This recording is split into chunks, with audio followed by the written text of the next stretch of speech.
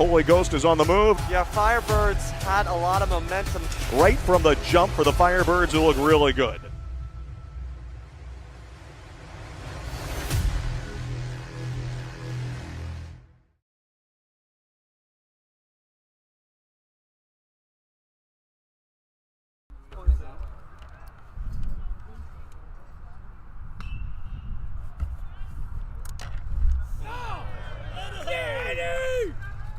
Are you serious? Hello everybody and welcome to the Ted Grabowski baseball field here at Holy Ghost Prep for another day of Firebird baseball. I'm Jack Dobbins and as always I'm joined by my co-host Caden Stewart, and oh boy do we have a treat for you as the Firebirds are set to play an intense game against the St. Joseph Prep Hawks. Both teams coming into this game with 7-5 records, although the Firebirds are ranked higher in the state, 115 to 134. The starters for this game will be Jack DeLuca for the Firebirds and David Rosso for the Hawks. This game features two Philly Athletics powerhouses, and you won't want to miss a second of it. So here we go, already in-game action with Eddie Rosado making an impressive catch to start this game off right with an out. The count is currently 2-0.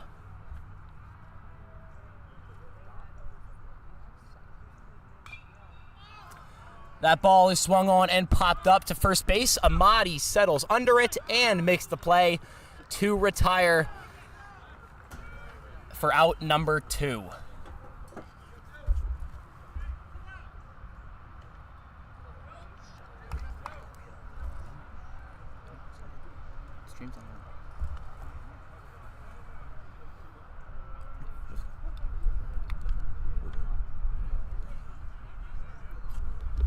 So with 2 outs, quick start for DeLuca.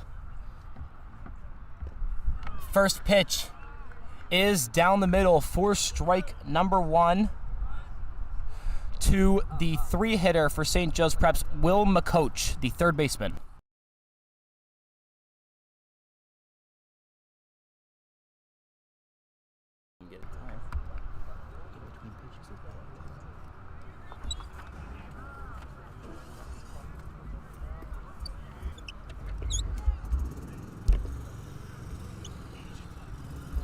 Seems that the pitch plunked him as McCoach will make it to first base. Bringing up Jack Keenan, the first baseman.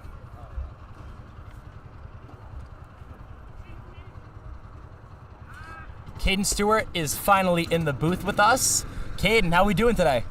Doing good so far. We apologize for the camera issues that we've had throughout the first inning of this game. We'll try to get those underway and fixed in between innings as a balk is called. We'll go back to Jack for that.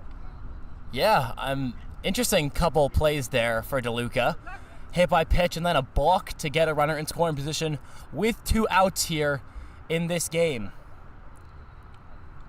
Yeah, Ghost versus SJP is going to be a big game when it comes to the playoff picture. Either side, they're not in desperate need for wins, but a big win here would go a long way for their playoff hopes. First pitch is taken for a ball to make the count 1-0 to Jack Keenan, the first baseman. DeLuca checking back at second. Steps off the mound to make his thoughts ready for the pitch.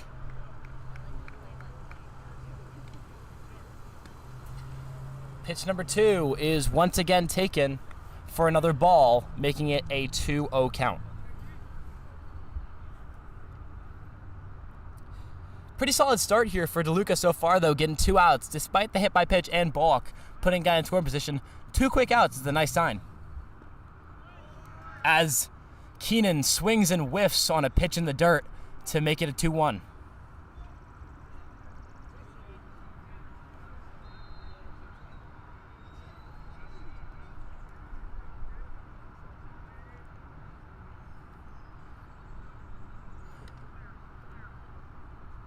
DeLuca checking back again in the windup. The pitch down the middle, taken for strike 2, and DeLuca is 1 strike away from ending this inning without any damage.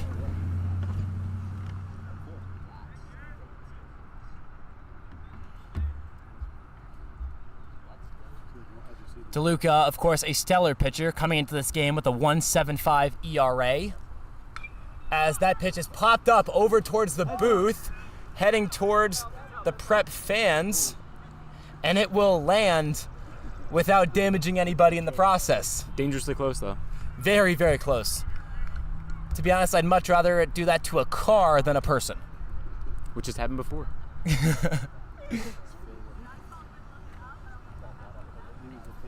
David Rosso has the bump for the Hawks, supporting himself with a 3.94 ERA. So this could be a nice pitcher's duel for us if the stats pan out, as that pitch is way up high, loading up the count with 2 outs here in the top of the first.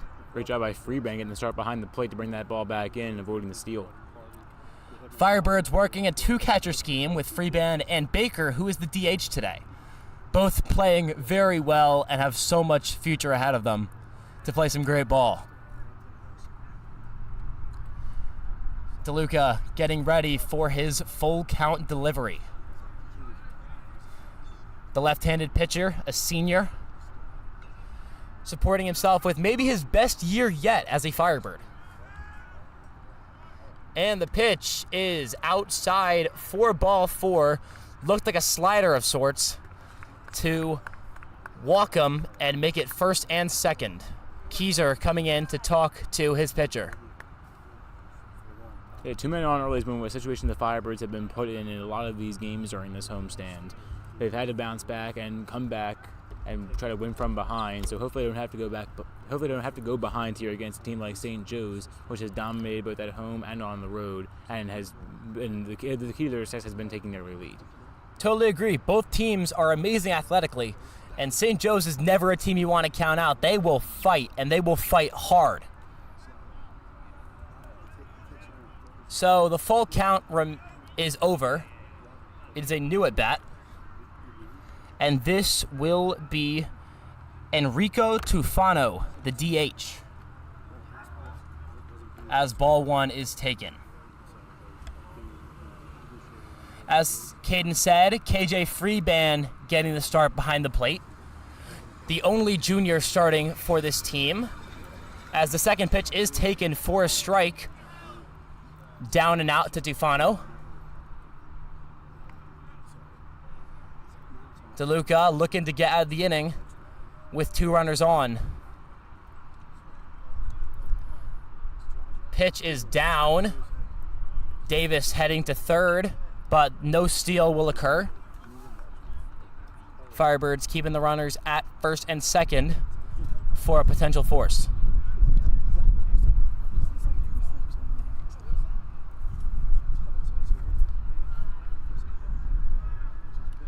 DeLuca delivers, and that is down the middle. Strike 2 is called, and this is a 2-2 count to the DH Tufano.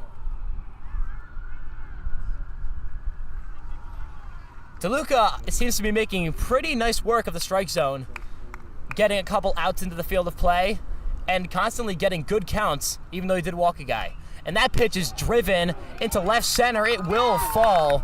Rosado fields, fires home, goes to third. DeLuca catches it midway through the base path, and that will be a RBI for Tufano, the DH, making it a 1-0 Prep lead. That's a great swing by Tufano right there to drive it into left center. We saw Rosado make a good athletic play earlier in the inning. That one is he's unable to reach into the gap. And as we said before, trying to avoid an early start for the Firebird defense. But now that's not going to be the case. It's a 1-0 St. Joe's lead. Very much so. Pitch was middle. Tufano had a great swing on it, sending it into that left center field gap. Rosado, evidently being a great ball player, was able to get it in without too much damage, as there's a liner to Colin Davis at third to finish off this inning, limiting the damage to only 1 run. 2 stellar defensive plays here from Rosado and Davis to begin this game, as the Firebirds trail 1-0 after half of an inning. Caden, how do you feel about that? Overall, solid inning, but the Firebird defense needs to pick it up just a little bit. Now it's time for their offense to get the show going, which we've seen a lot of. Let's do it. Firebirds down 1 after the top of the first.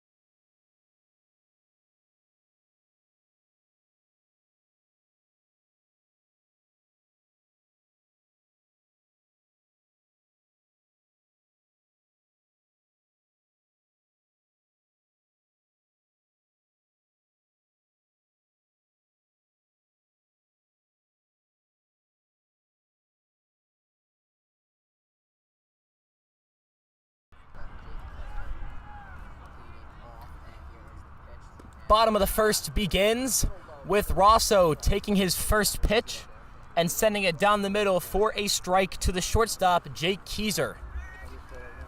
A verbal commit to the Virginia Tech Hokies as he grounds one to third. And it goes over the first baseman's glove on a crow hop, and Keyser will beat it out. I'm unsure how that will be scored, but regardless, Keyser does make it to first, and the Firebirds have a base runner to lead off this inning. That's a good start for a Firebird offense, which has led them to victory in the times that they've been able to capitalize on it. Coming off a mercy rule win against, I believe it was Northeast, 11-1 at home in our last live stream game. And that all started due to a 4-run first inning. The check on Keyser is unsuccessful as Keyser slides back. Rosso throws back again. Keyser dives right back. Playing hot potato with the baseball between the mound and first base. Keyser toying with Rosso on the bump. But Rosso is a good pitcher, having a 3.95 ERA so far this year, as that pitch is in the dirt, and Keyser will take second base pretty quickly. And the Firebirds, without an out, and without even a strike on the second batter of the game, have a runner in scoring position. This is a very nice start for this Firebird offense that we know can get very hot. I will say, as someone who's a team cheerleader when I'm on the team, I highly respect Jake Keyser for trying to chase after the pitcher there and get some distraction going. I always do that in the bases and the rare opportunity that I got on. Pitch taken inside to Burkhardt, but will still be called a strike. Burkhardt, the left fielder, a JV demon last year. I would know, I was on the team.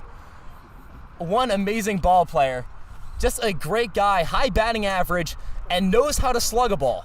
So Burkhardt getting set for his 1-1 from Rosso. And that pitch in the dirt, Burkhardt took a hack, trying to golf swing it, unsuccessful with that, as he is down 1-2 in the count to David Rosso. I would say that JV year for you is record-breaking in some ways. Record-breaking in an awful way, and I tell everyone this, 0 for 5 with a 21 ERA. I was one heck of a ball player. As that's a line drive, foul down the right field line, almost hitting one of our two booths, just a bit past us. You're the one standing up, you're the one getting hit. Yeah, that's fair. But good bat-to-ball contact for Burkhardt, unfortunately just a bit late. A bit earlier of a swing, and that could have been down the line. Right fielder playing a bit deep. But once again, it is a 1-2 count to Tyler Burkhardt. And the pitch is delivered, and it is grounded right back to Rosso, who fields it. A gold glove play there from David Rosso. Retires Burkhardt and holds Keyser back at second. If it's your first time tuning in to some Firebird baseball, this lineup is made out of 7 of 9 hitters being sophomores, with the only 2 exceptions being KJ Freeband, the junior catcher, and Joey Amati, the senior first baseman committed to Scranton. So this is one young ball club, and they can fight. 7-5 when the majority of your guys are sophomores is one heck of a team, and that team is being carried pretty heavily by Eddie Rosado here at the dish. Again, a sophomore hitting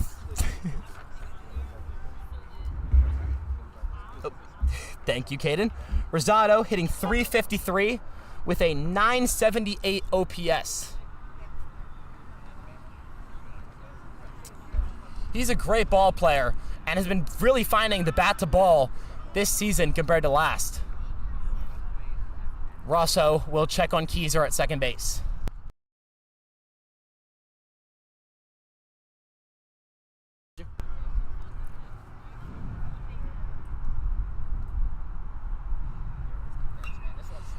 Swung on and popped up down the left field side.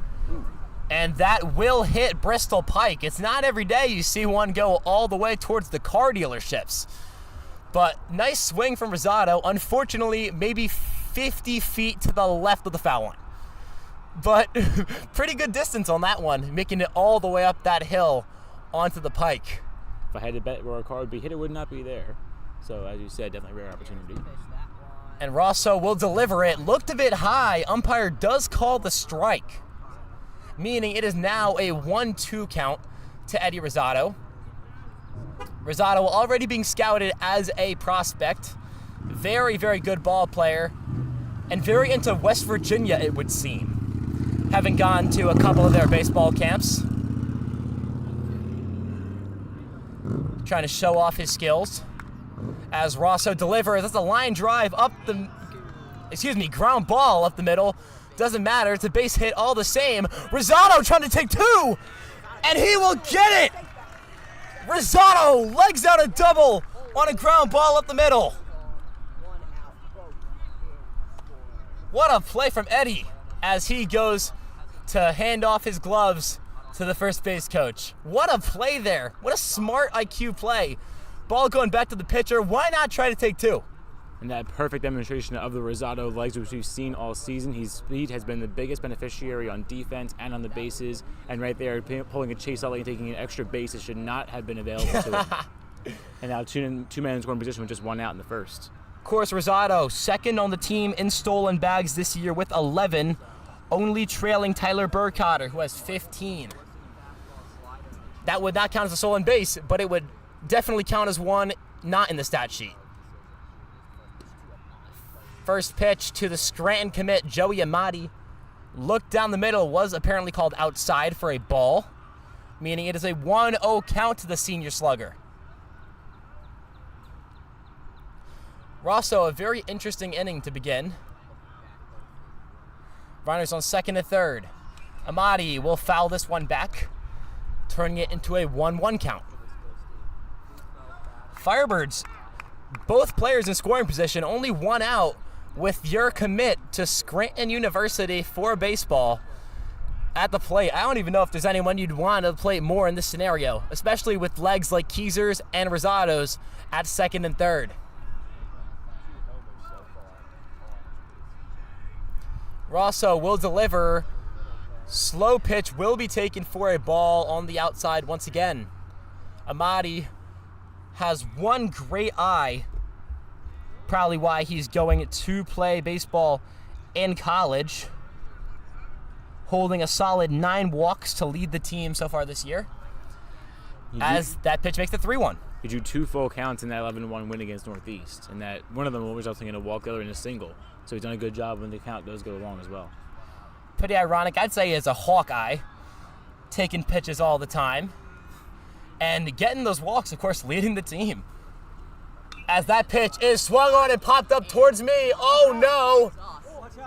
And, ooh. First baseman collides with the fence.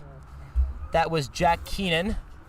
Ball slightly misses his glove. That would have been an amazing play. Put that ESPN top 10 if the catch is made.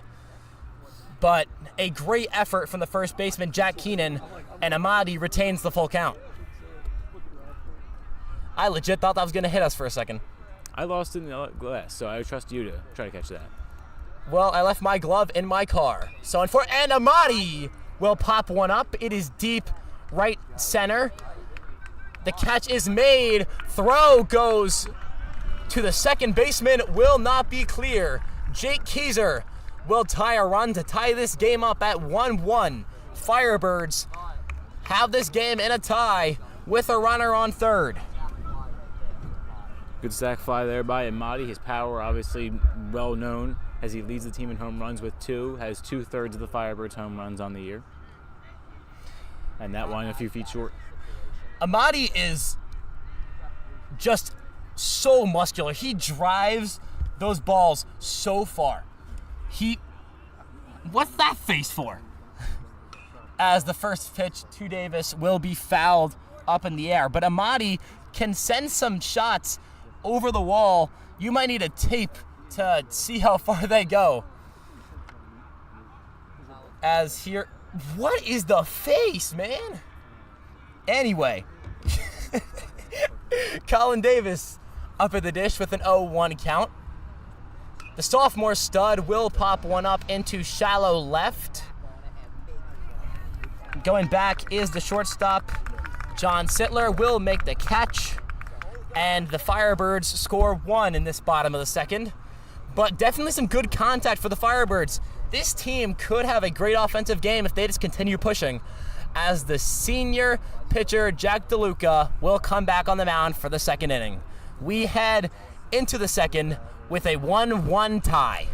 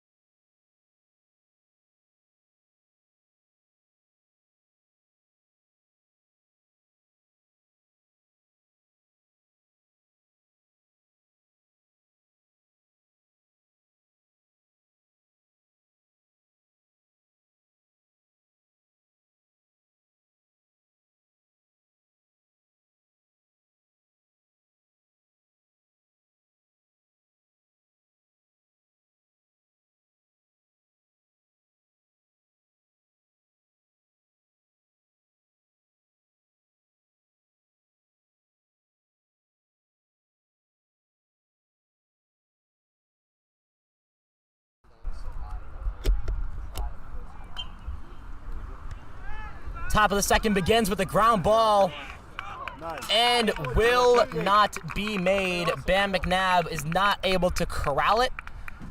On the first pitch of the second inning, St. Joe's already has a runner on base in Chuck Parker, the catcher.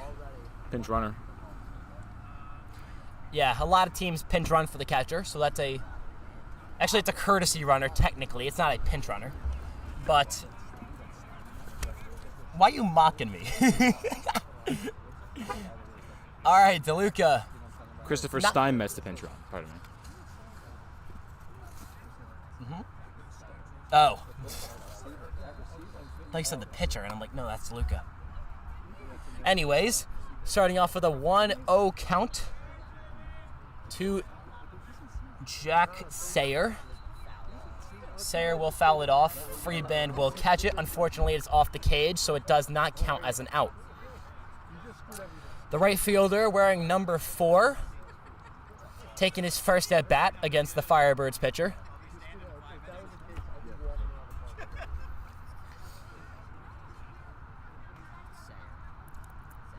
DeLuca. That pitch is down, and it will be knocked for a base hit. Hawks quickly getting runners on first and second. DeLuca needs to calm down. Rough start to this second inning for the Firebirds.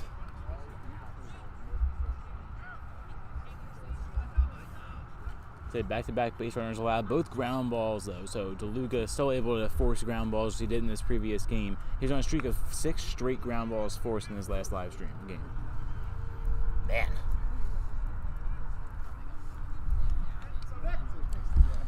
All right, here we go again, DeLuca. That pitch is down. Caught him in a rundown between second and third. Freeband will not throw. Good play, so that way he cannot possibly throw it away.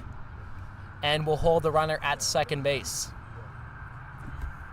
The hitter now, currently Nick Mehta, the second baseman wearing number 1. As DeLuca sets and fires. Pitch once again down.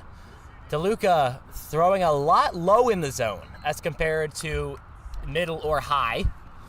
Seems to try to get ground balls that way, as that's what he's very successful at. Unfortunately, not so much this inning, as the Hawks have gotten 2 base runners off of ground balls. Mete holding a 2-0 count. That pitch looked down the middle, and it will be called as such. That is a strike, making it a 2-1 count.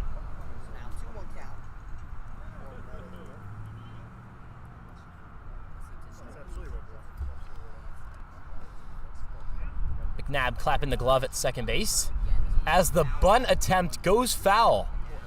Very good play call there, trying to bunt it, get the runners into scoring position. Unfortunately, will not work as it does go foul on the right sideline. Mete has showed bunt every pitch that's at bat. We'll see if he continues to do it with two strikes. Because remember, 2-strike bunt foul is technically an out. So there's no room for error here if you're going to bunt it. And he will hack. Wow, the ball is called. Makes it a full count for Nick Mete, the second baseman. DeLuca hoping to get an out and will not. That's going to be ball 4. Walking, the bases loaded. And with nobody out, so the first 3 all reach base, error, single, and walk. Not exactly the start of the second inning the Firebirds wanted. And the bad news for DeLuca is that starts the top of the lineup. So this is going to be the center fielder, Rob Grasso, who hit first to take him on with the bases loaded. Infield playing in, trying to get a double play if possible.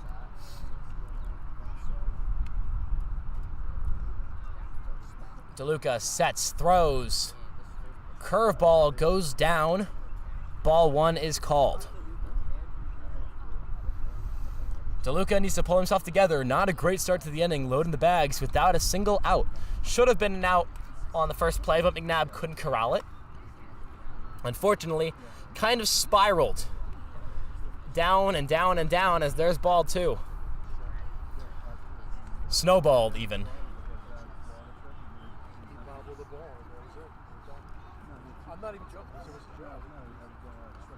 Grasso showing off his eye. DeLuca, pitch is high but will be called a ball.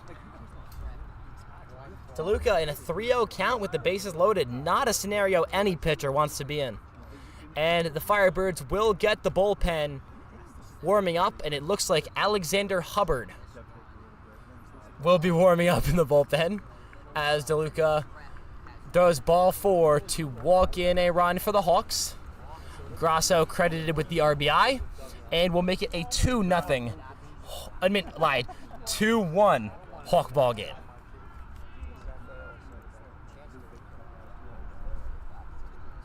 And a mound visit now for Luca. Or DeLuca, pardon me. Reasonably so. 4 consecutive batters getting on base is not a good start. Coach Alinsky needs to talk something into DeLuca to either motivate him or that's really the only option. DeLuca really does need to get back on track.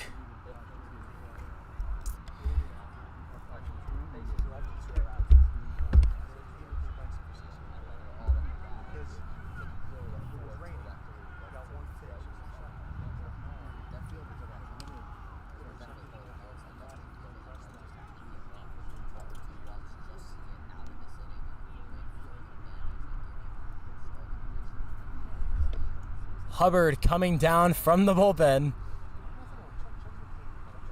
And does that mean it's the end of the game for Jack DeLuca? Hubbard will take the ball from Coach Alinsky, meaning Jack DeLuca's day has come to an end. 2 runs in 1 inning and leaves the game with the bases loaded, meaning 3 more potential earned runs that could be accredited to him.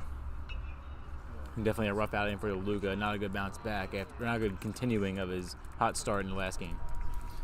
Or the first inning. I would say the first inning was a pretty solid start to this game, and then it just kind of imploded. As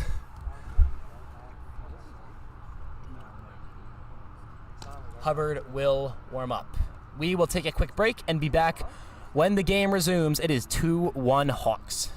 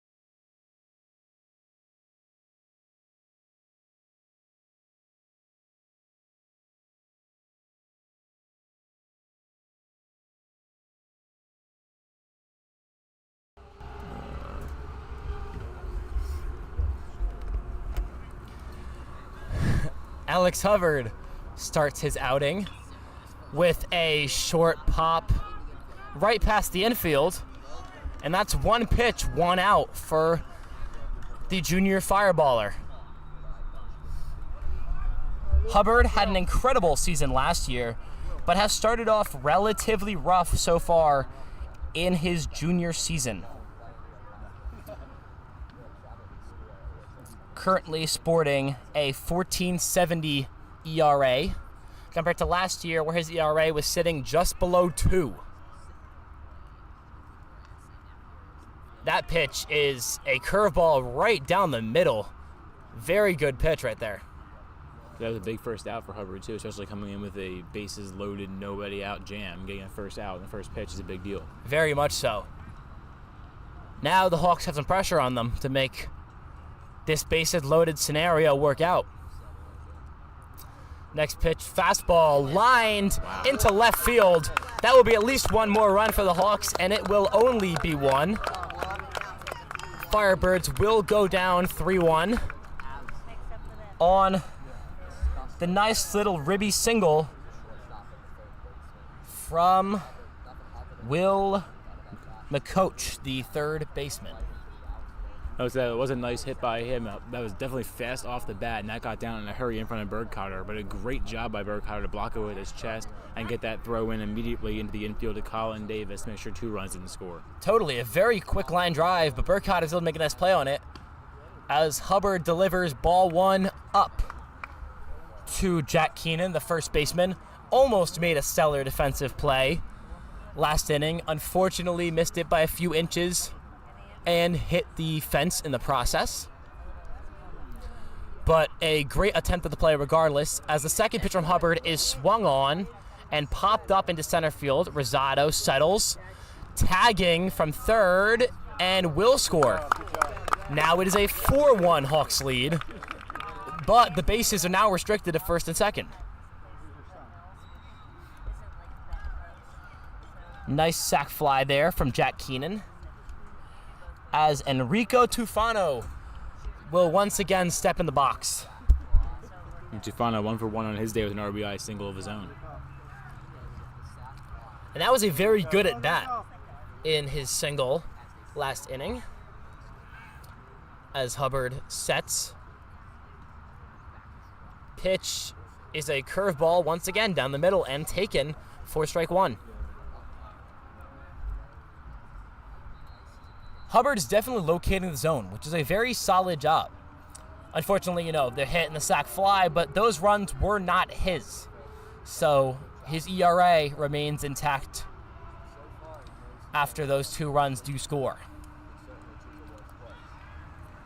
That pitch is going to be in the dirt. Grasso tried to make the jump from second to third, but slipped and is unable to do so. So runners remain on first and second for Hubbard.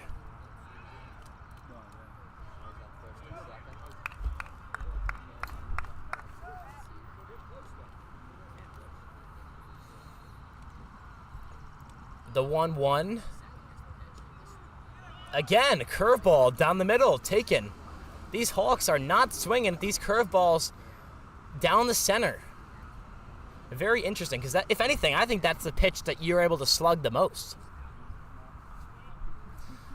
Comes in slow and exactly where you want it. They just don't expect it. Baseball is all about guessing which pitch is coming, and if you're wrong, then you sit there like a duck. As Hubbard will not have an outlet, and it will be an infield single for Tufano. Very well placed. Seemed like he tried to bunt it without actually bunting it. But hey, it works. Bases are loaded once again for the Hawks. Joey Amati, the senior leader, saying any bag, any out here will end this inning. So Hubbard's just trying to get out of it at this point. As the first pitch, once again, curveball down the middle, strike 1. I don't know if the Hawks have pounced on a single down the middle curveball this inning.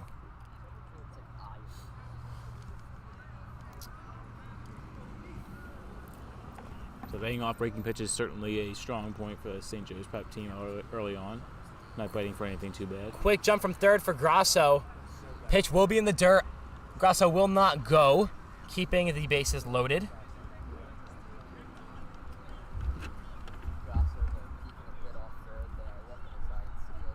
And despite the deficit for the Firebirds, you can never count them out. The offense has a ton of firepower, and at any moment could just start lining them all over the place. As that pitch is delivered high up at the head, will now be a 2-1.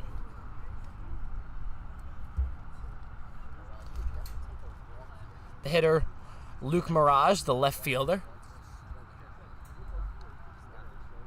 The Mirage from with the ground out.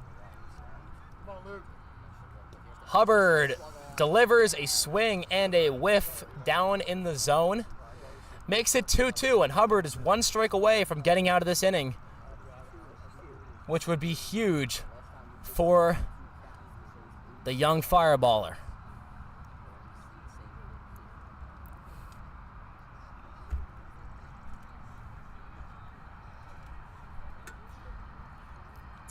The 2-2 comes in from Hubbard, and it is curveball down the middle, strike 3.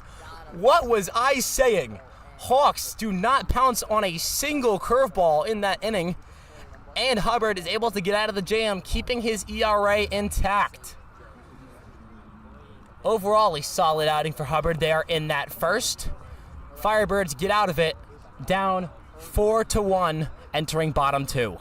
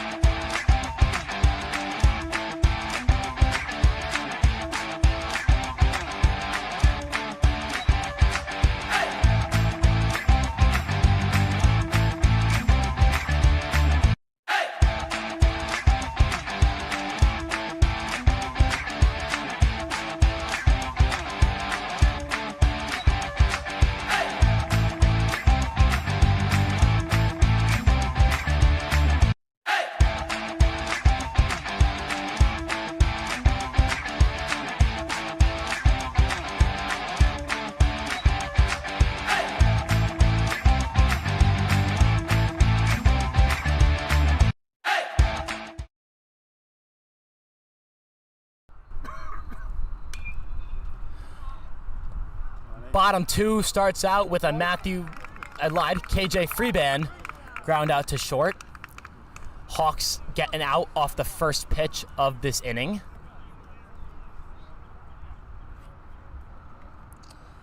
As now it will be Matt Baker, the DH for this game. I love bringing this up. Matt Baker, the guy hitting right now, is the only player to ever hit a home run off me. I love bringing that up as the pitch is taken for strike one. Firebirds have to start heating up this offense. Down 4-1, of course, it's possible to come back, but it is very difficult. Ball one will be taken down and out. Still a long game, though. 7 innings, only 1.5 done. Oh, very much so. Firebirds have a lot of time. It's just what can they do with that time? Time means nothing if you don't get anywhere with it. As that will be taken for ball two.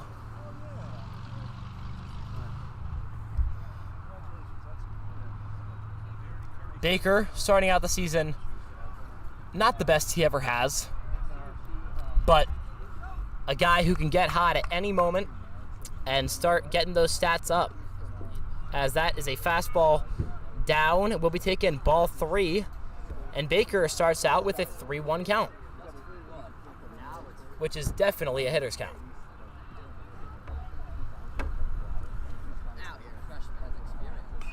And that's a foul ball. Will it land on top of the field house? Yes, it will. I always love calling those. It's so fun. Ball goes on top of the field house. A lot of energy for hitting on a gym roof. No, I know. It's just funny to me because it's a tall building. Specifically when it says no ball playing against building on the wall, I always find it funny when a baseball hits the building. That's fair. It's a perfect setup right there. Sign, clear line of view. I want to see a ball hit the sign. That would be so funny. And now it is a full count, just like the top of the field house is full with baseballs. As Baker will line one, it will get down for a single in short right center. Firebirds get a base runner with their second hitter in the second. Baker knocks in a single to set the table perfectly for his follow-up act of Bam McNabb, yet another sophomore. And McNabb, the team leader in batting average this year.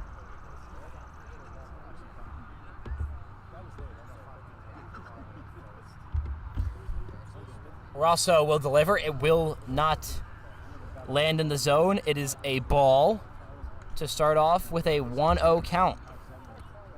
Pretty preferable position if you're a hitter.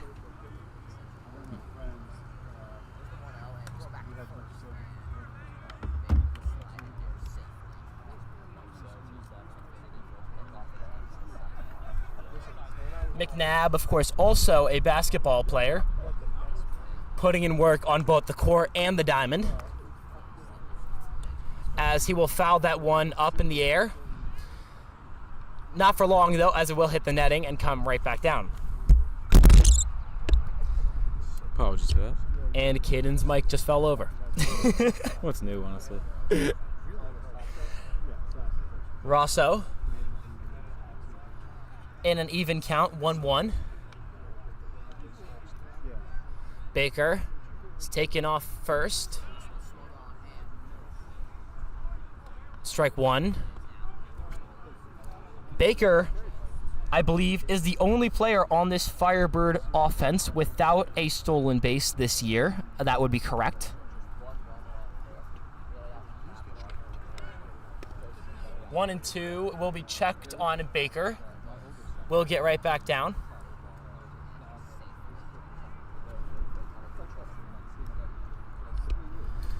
Hawks checking on the Firebirds a lot. As that pitch is right down the middle, strike three. McNabb didn't see it coming, and evidently so, didn't hit it.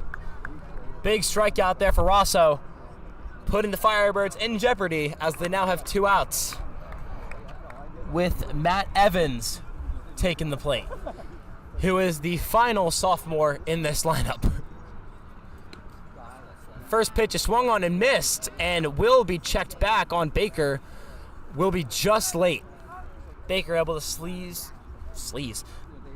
I don't even know what I was trying to say. I guess slide his leg around the base. I don't know what Squeeze combination. I don't know what I was going for there. But we take it. That's not a word I thought I'd hear say on the broadcast today. I just gotta say that. Baker running back, trying to get a balk out of Rosso, will not do so. Is that even a word? It's not a good word. Oh. Uh-oh. Ball is fouled back. Yeah, I was a little caught off guard by that, Jack. Okay, it's not a bad. I mean, it's a negative word, it's not a. It's something someone would say if that foul baller hit a car. But I think someone would say that word. All right, it's just like immoral behavior, so it's not that bad. I'm fine. Morality was last semester. What? So morality class was last semester. We're fine now. That's very fair. I would say something about morality, but I do not want to get a talking to tomorrow. As my morality teacher watches every broadcast. Shout out, Miss Forster, as Baker goes for his first stolen bag of the year and will get it. Matthew Baker tabs his first stolen bag of the year. What an accomplishment for the catcher, catching his breath. Oh, Caden turning my microphone down. It's in the red. The audio is in the red. I know. That's max. What a play from Baker, getting his first stolen bag of the year.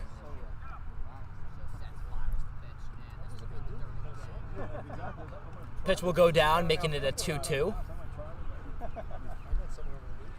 Evans himself trying to bounce back after a rough start to the year. Started off the season on opening day with a batting spot in the top 3 in the lineup, and now down to the 9 hole.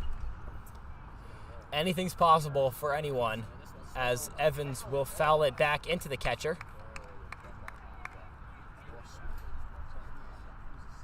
Oh my goodness, the legend himself is back. Isaac Acosta walking in. Uh-oh. You saying a legend is back would mean one of like 1,000 different people. I'm not gonna lie. The man himself, Isaac Acosta, is here to watch some Firebird baseball.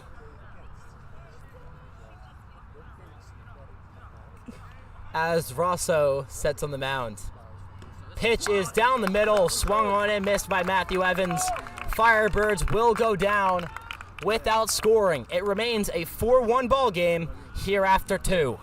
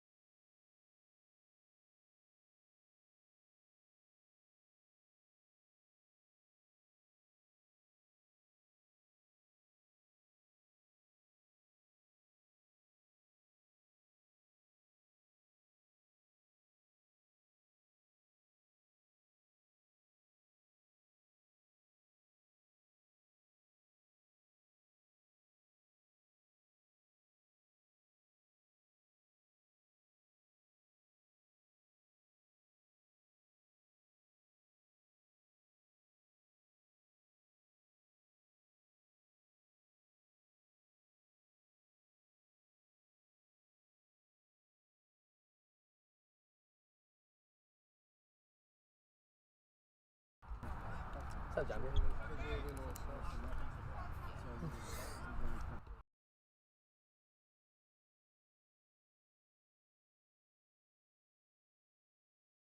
He took it out of context. Go, Joe. Ball 1 from Hubbard will be taken by number 22, Chuck Parker, the catcher. That ball popped up into shallow left. Burkhardt coming in and will snag it. Trying to figure out who's going to get it. Will it be Keyser? Will it be Burkhardt? Burkhardt puts the glove up and does snag it. Firebirds with a quick out to begin this top of the third. As here we have Jack Sayer, the right fielder. And Sayer, one of those players in the bottom of the order, got the inning started in the second, which led to a 3-run frame for the Hawks, but Sayer with a single in that and a run scored. Hubbard into the windup, delivers. Fastball outside, taken for ball 2.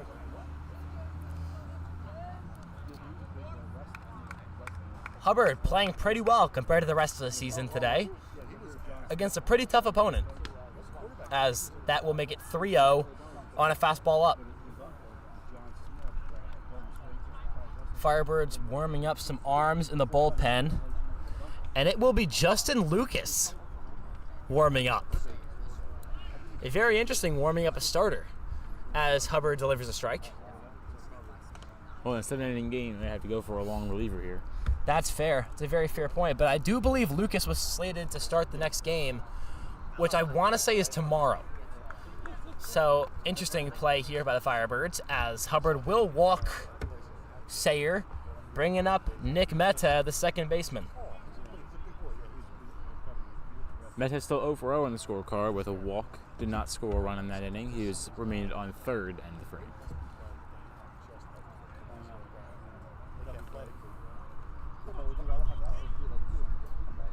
As always, the third baseline, we got Mr. Brandon Bass, Bass Productions, one of the best photographers in the game, getting flicks of all of our Firebirds. Just want to give him a quick shout out here on the stream. Go check his Instagram out.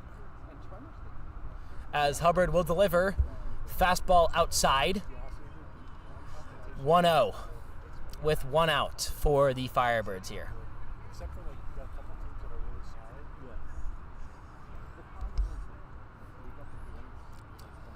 Hawks pretty good at maintaining runners on base, whether it be via hit or via walk.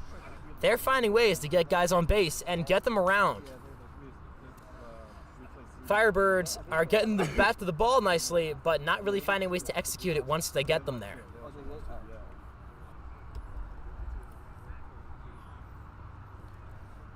As Hubbard will step off with a 1-1 count. And the sun feels to be getting hotter every single second. My skin feels to be getting burned every single second. Thank God I tan and do not burn. Can't relate. As that is taken for a 2-1 count.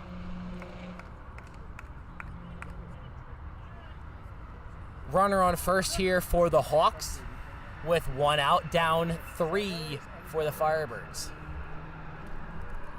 Hubbard, curveball, finally touched and the camera was hit. Oh no. Guess I gotta fix that. That's not good. Well, we'll get that in between innings. yeah, hopefully we'll fix That's it between a tomorrow innings. problem. Not too bad. Or a of an next issue. half inning problem. I love procrastination. Let's go. Hubbard will throw it in the dirt. And it is now a full count. Freeban will go out to talk to Hubbard, the junior battery, trying to figure out what's going on.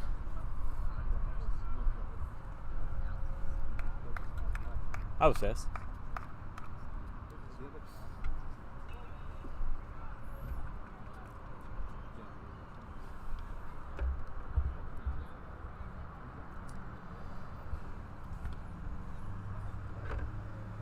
Warming up along with Justin Lucas is another senior, Tom McGinley, who committed to go to college at the University of Tampa today. I'm unsure if he'll be playing baseball there, but he has committed to Tampa as of today. A lot of activity in the bullpen now. Third pitcher going up. They got a lot of guys going. I have a feeling Coach Lindsey is going to, like, spin a wheel and see who's going out. And swung on and whiffed. Hubbard gets a K. As it will be 2 outs here in the top of the third. Hubbard pitching relatively well, playing a solid ball game, limiting the Hawks in terms of earned runs that were put there from him, not allowing a single one so far. A couple runs of DeLucas were knocked in, but Hubbard's ERA will continue to lower as that ball continued to lower as well into the dirt, as that was ball number 1.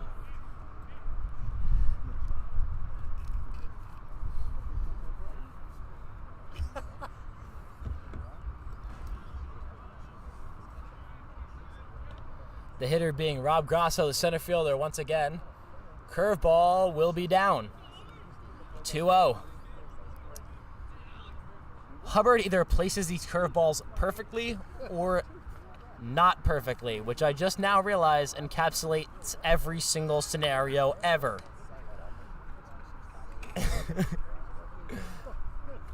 Good realization. Checks back on Sayer at first. Unsuccessful. So Rob Grosso, the leadoff hitter for St. Joe's, now been up to bat 3 times. Leadoff hitter up 3 times. That's a line drive, and will hit a car. Not in the air, unfortunately, but it did hit. Unfortunately, you're brutal. No, I just think it's funny. I feel like AAA should just have a car stationed here. Like, I don't know. There's bad parking. Yeah, our parking's windshields oddly close to the baseball field. There's windshields, sometimes lack thereof. And there's a pop fly going back towards the other parking lot. Fortunately for the cars, will not reach them. Will bounce off the left side of the pavement. But Hubbard has a 2-2 in a pretty good scenario. 1 strike will end this half inning. So his latest at bat, Grosso did draw an RBI walk from a 2-2 count. That pitch is popped up. Keyser on the run and will dive and snag it. Hey boy, Keyser! What a play from Jake Keyser, the future Hokie, with a stellar catch out there in shallow center. What a play from one of the sophomore studs, and the Firebirds get out of that inning with no damage. It is still 4-1 Hawks.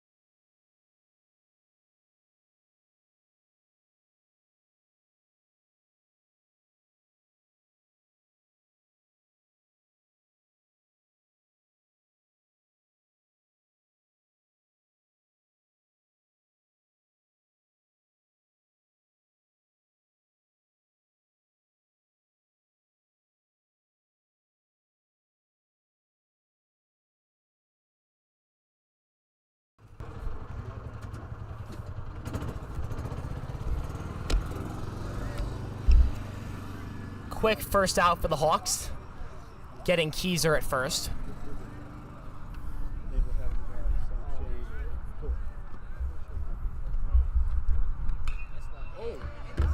And that is a line drive from Tyler Burkhardt to get a single on the board for the Firebirds here in bottom 3 from number 3. Saying Burkhardt, pardon me, correcting myself with Bam McNabb earlier. Burkhardt, the team leader in batting average. Now, with his first hit of the game, he's 1 for 2 after a ground out his last time up. That would make sense. And now Eddie Rosado up with the double in his only at bat. Now, Rosado is the guy who's in first for batting average, hitting just over 350 coming into this game as he drives one, and it will be caught in center field. Burkhardt retreats. Despite going right to the center fielder, that was nice bat ball contact from Rosado there. But the Hawks do quickly have 2 outs, even with the runner on first.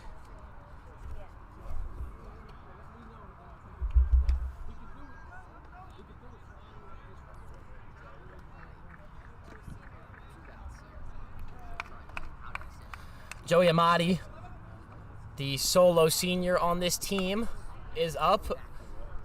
Rosso will check back on Burkhardt, will not succeed.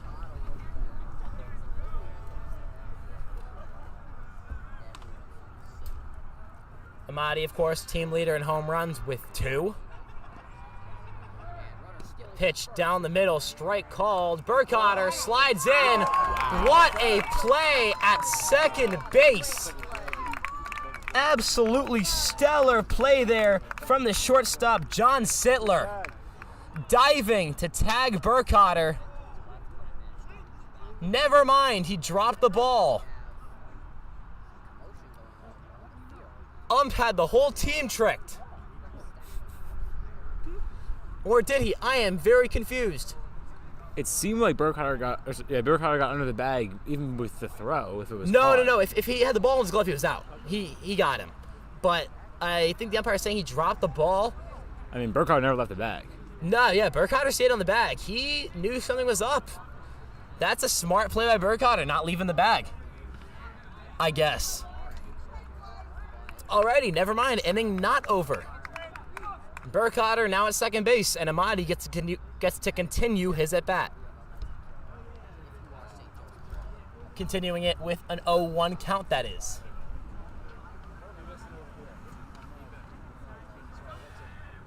Rosso clearly disappointed, as he could have gotten out of the inning right there. Seems like the only guy remaining in the Firebird bullpen is Justin Lucas. He will more than likely be who comes in. He was the first guy in as well. First guy in, last guy out mentality for Justin Lucas. Oh, totally. He's totally that guy. First guy in, last guy out. Plays the game the right way. As that's down the middle. Strike 2 for Amati.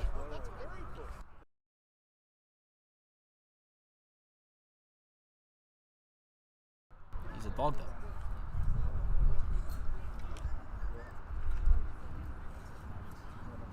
Baker will come in with Lucas, meaning he's more than likely coming in this inning. Ball will be delivered and will be a ball, meaning it is a 1-2 count to Amati.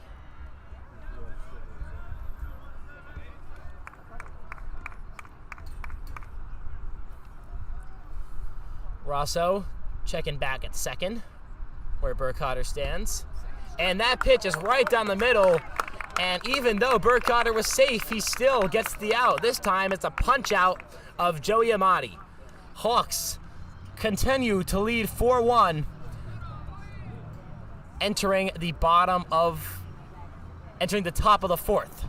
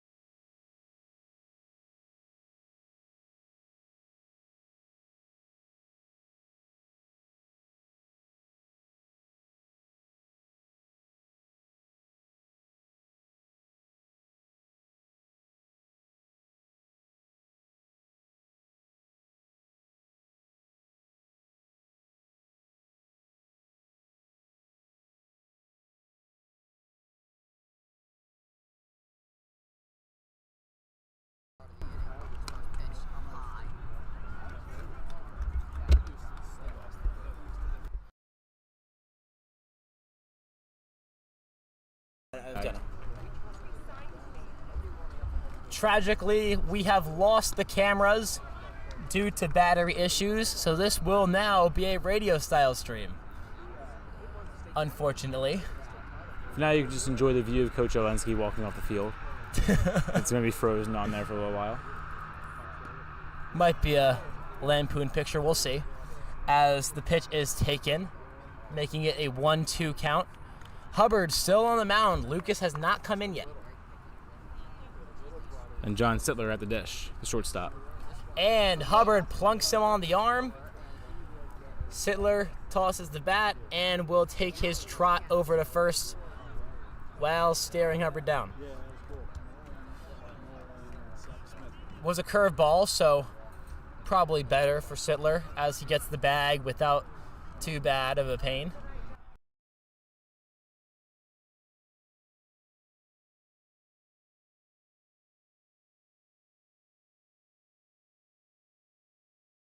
Don't go down.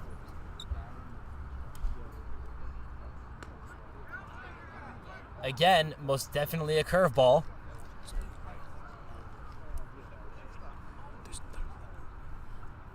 Taken for strike one.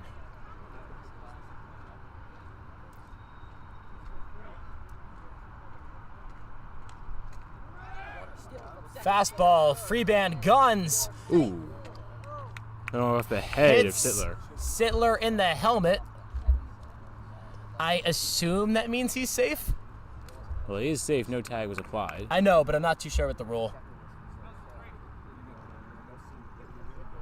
Sittler appears to be okay, thankfully. That one went right off the inside of the helmet. Yeah, seems like he's fine, though. Coach does go out to talk to him regardless. And just as quickly, trotting right back off the field.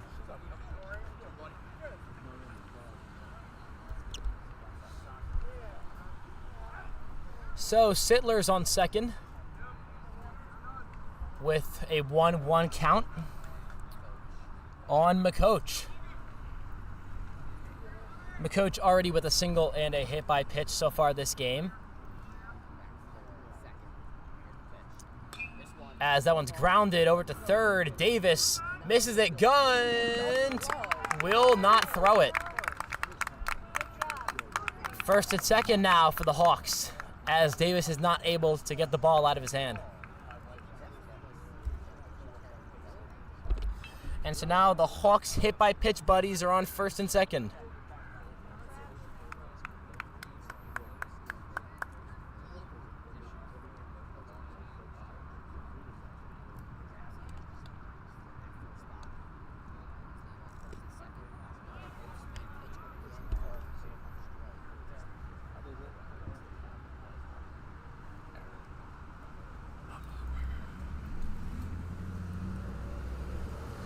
A 1 count from Hubbard to Jack Keenan, the first baseman. That one down the middle for strike two.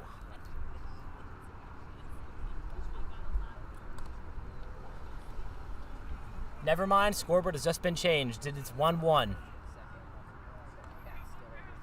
Hubbard up and in again. This one will not clip Keenan. Will land in Freeband's glove, barely. Bit wild this inning.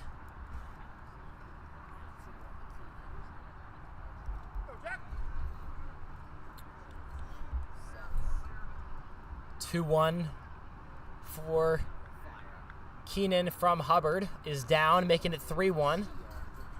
Both runners had big leads, but will not go.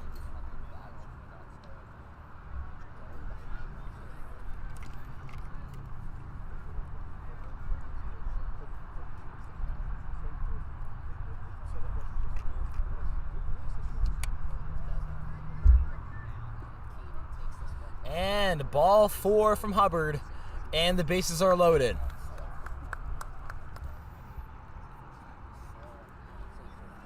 So Keenan has now reached base the easy way twice, both 2 walks and a sac fly on his day. That sack fly resulting in an RBI, his one and only. And here comes Coach Alinsky to the bump. I'm presuming this will be where Hubbard's night ends. And that will be correct. Hubbard walking back to the dugout, despite not yet allowing an earned run, is still possible due to him being responsible for 3 runners on base with no outs. As Tommy McGinley, the newly committed University of Tampa student, will be heading to the bump for the Firebirds. We will take a quick break and be right back.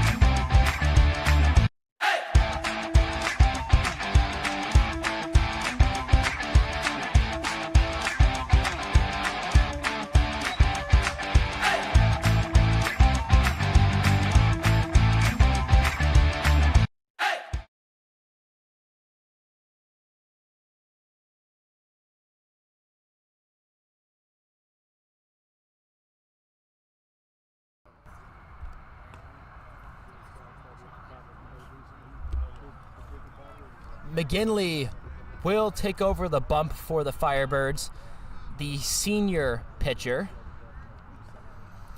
Currently 0-0 over 5.2 innings, sitting at a 1.24 ERA. So a good start to the season for McGinley as he starts out with a 1-1 count. The hitter being number 24, Enrico Tufano, who's been having a really good game so far, as that pitch is upstairs, making it a 2-1 count for McGinley.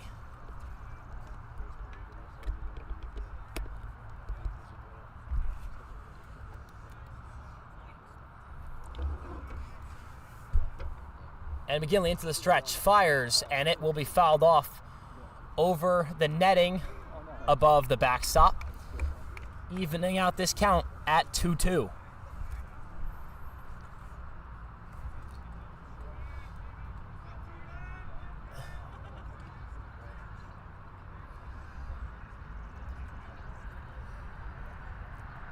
McGinley, a righty, compared to most of our senior pitchers who are lefties, as that's a pop-up down right field sideline. Evans lays out, will not make the catch, and crashes into the fence.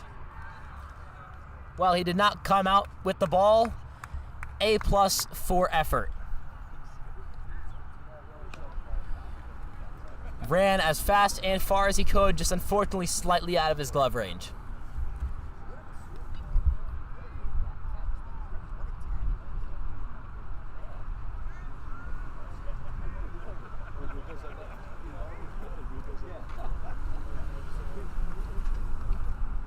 2-2 still for McGinley. Heading to Tefano.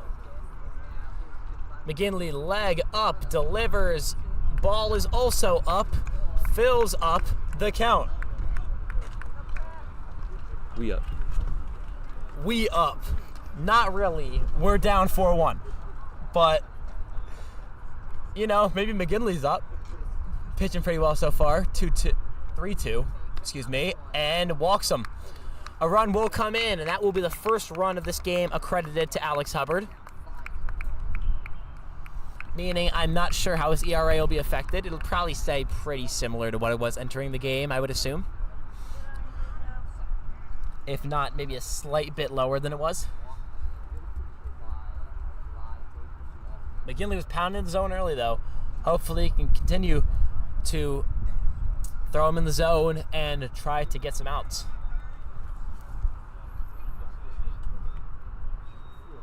No outs so far, so any outs would be very helpful. That one's in, and it does clip the prep batter. Does it say number 12? All right, Pinch runner for Chris Steinmetz, pinch runner. Not a pinch runner, no, he just hit. He was in the box. So that means I was saying the batter was so Christopher Steinmetz must have officially came in as a pinch runner and stayed for the at-bat.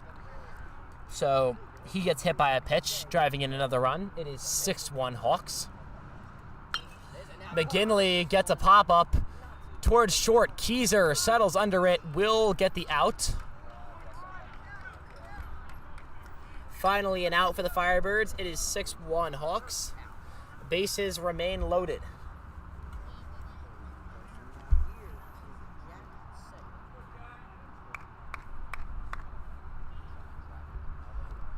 Jack Sayer steps up to the dish.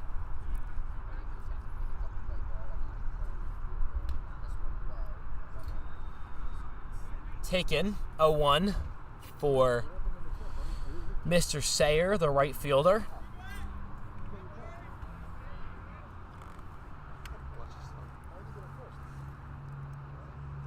McGinley stretch, delivers, popped up. Looks like he's going to hit the prep dugout. Never mind, goes right behind the backstop. So that makes it 1-1 here in the at-bat against Sayer.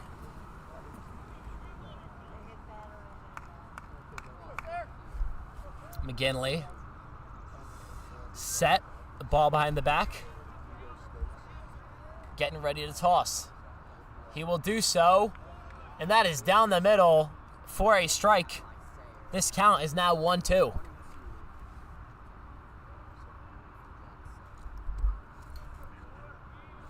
Pitcher's count here for McGinley. Bases still loaded as he's trying to get out of this inning. The windup, ground ball, third base. Davis slings home. Gets the out at home, will not get a double play. Smart play by Davis, preventing the run. Now it's 2 outs. Any base will work. Firebirds have a good chance to get out of this inning on a stellar play there by Colin Davis, the third baseman. That was a very smart play, and the heads-up play to go home on that one, able to beat out the running Keenan. Could have been risky to try to get the double play, but why not play it safe and prevent the run?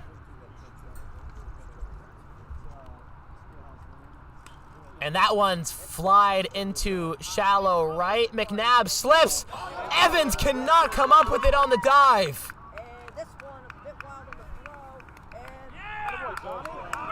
Wow. Very unfortunate play there for the Firebirds. McNabb drifts, slips. Evans dives, does not come up with it. A run scores, and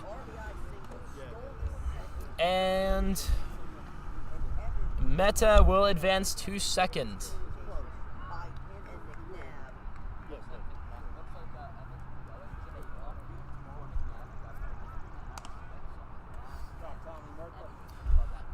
And that is not Meta at second base. They have brought in another pinch player, this one being Thomas Murtha. So Thomas Murtha at second on that pop-up. Number 31. McGinley in a 1-0 count.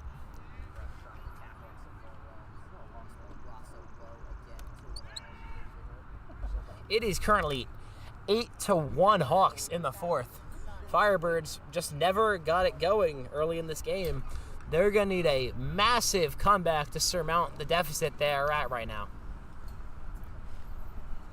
Now it's the top of the order once again, and Rob Grosso. Pop up, shallow center. Rosado will make the catch. Short can of corn, and the Firebirds get out of the inning. Down 8-1, the Hawks are up and firing on all cylinders. Hopefully the Firebirds can come back and get some offense going here in this follow-up.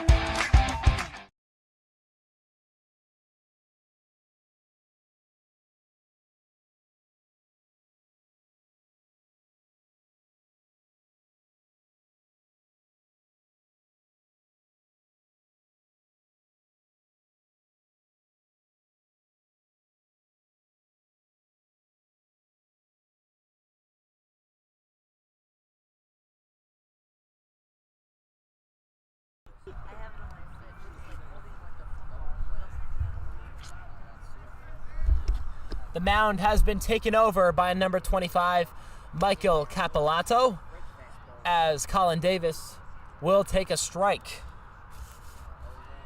First pitching swap we've seen for the Hawks here in this game, here in the bottom of the fourth.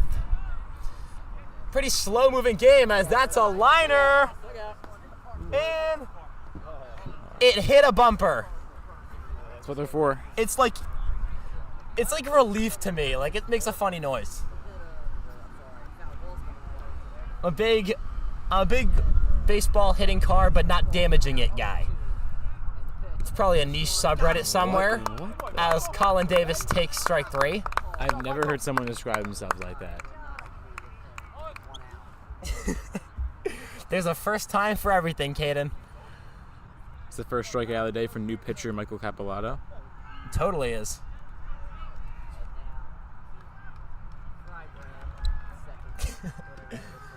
That pitch is taken once again for a strike. Capolato dotting the zone to start this inning off.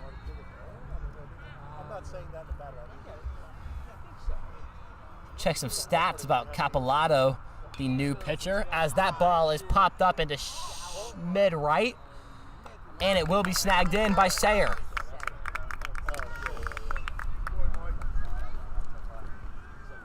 In terms of pitching, this is Capolato's third appearance, and he has not allowed a single run over 5.1 innings. That is not a good sign if you're a Firebird fan. Over 5 innings of work with no earned runs is nothing to scoff at. That is a great stat line. Pitch will be taken slightly up for ball 1.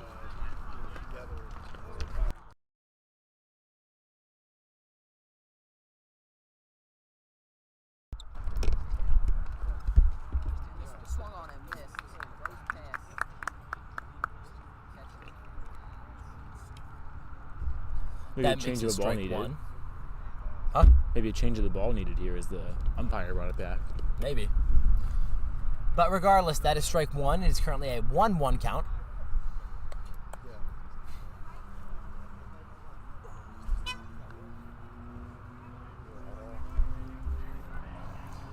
Capolato dotting the zone to begin this inning. Already at 2 outs. And a strike on Baker. Baker will ground it, and that will be a base hit into left field for Matthew Baker, his second of the game. Baker has already multiplied his hit total on the year by 1.5 this game. So, pretty stellar job by Baker here, getting a couple singles to get on base, increase the average in OBP, and OPS while you're at it.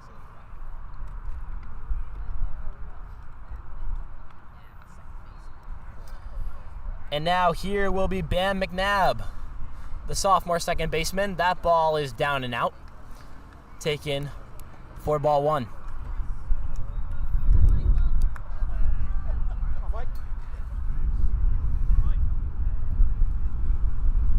Firebirds looking to give Capolato his first run of the year as Baker dives back.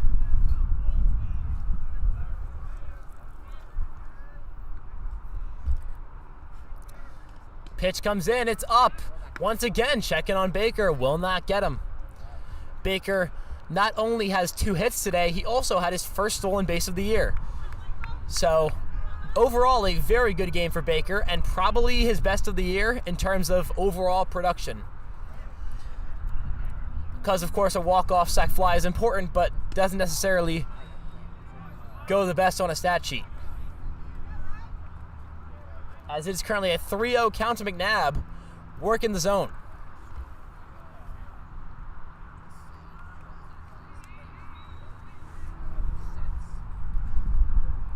Capolato will deliver from the stretch and will throw it for the first strike of this at-bat. It's now a 3-1 count to Bam McNabb.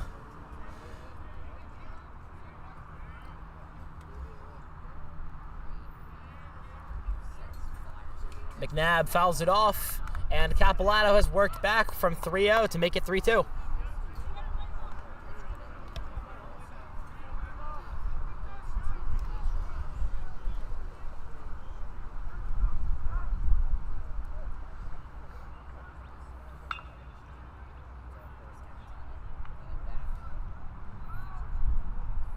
Capolato will stretch and will deliver ball 4. Bam McNabb will walk, meaning a new hitter will come to the plate. And that will be Matt Evans.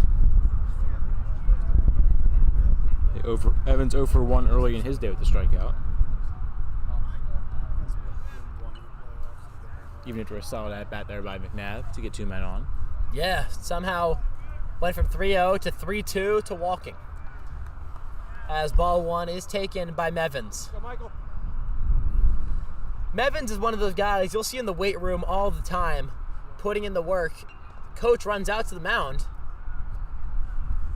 and seems like a hurry. Yeah, I'm not sure what happened there. I'm unsure as well. But back to Evans. Evans is always in the weight room. Like, you'll see that guy working with the athletic trainer, just trying to get stronger and stronger every day. It's like probably the most commitment I've seen from most guys at Holy Ghost. He's always there, whether it be squatting, benching, deadlifting. He does it all.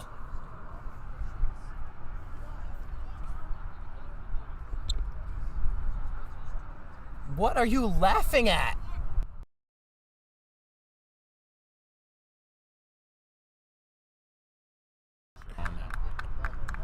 Caden apparently enjoys laughing at normal people doing normal people things. As Evans has a 1-1 count.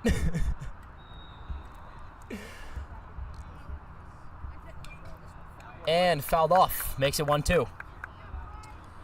Capolato overall pitching pretty well despite the 2 base runners. Pounding the zone, fastballs coming in. You can see a little bit of, fire coming out the back of them.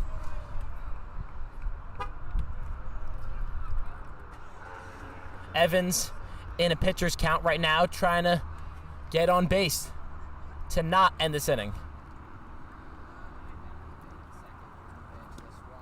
Unfortunately, that's not what will happen. Will be caught looking, and the Firebirds will go down once again without a run. It remains 8-1 Hawks.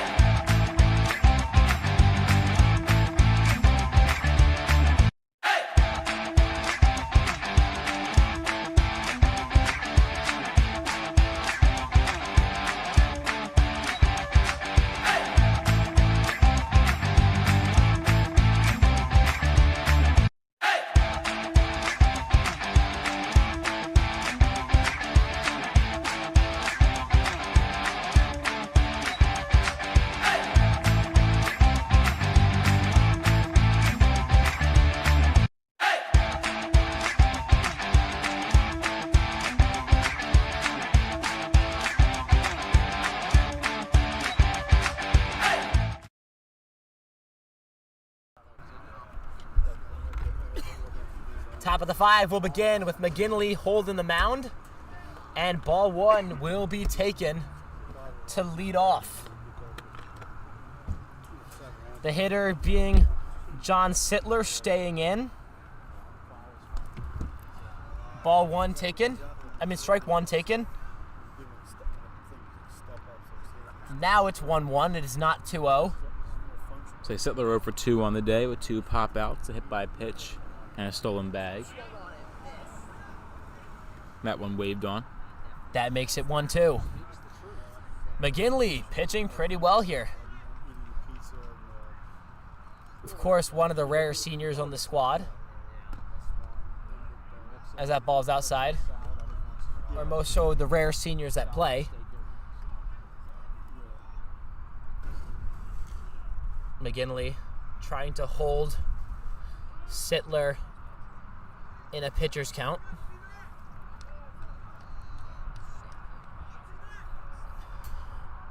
Coach Alinsky been walking for a pretty long time on that screen as that ball is swung on and driven. Will be caught in left field about 10 feet from the wall. While it was a nice swing, it unfortunately did not have enough carry to get out of the yard.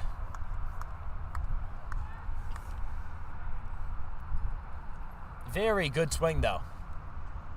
as Will McCoach, the third baseman, will come up. This guy's gotten to first base basically every way humanly possible. Has a single, he has an error to get to first, and he has a hit by pitch. All he's missing is the walk, and he's basically reached first base every way possible. So except catcher's interference, but like that never happened, so I don't count it. So every player on the St. Joe's Prep batting order so far today has reached base either on a hit by a pitch or a walk. And that's what you want from a squad. You want guys that can get on base regardless of how they do it. As McGinley sets for the next pitch on a 1-1. And curveball down the middle is taken. 1-2 for McGinley.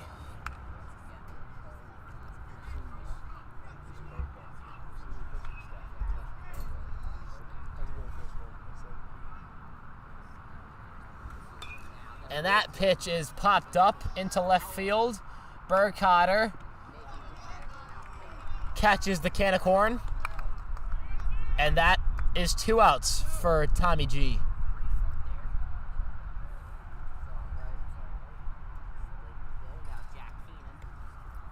So more good closing speed by the Firebird outfield, especially Tyler Burkhardt in left and Rosado in right. Both of them there at that ball in the middle of the gap.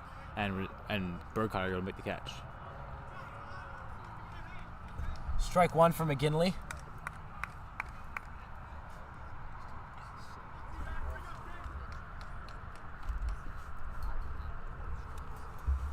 And curveball will be fouled back. 0-2 for McGinley, hopefully getting out of the inning with a nice punch out to reinstill some confidence.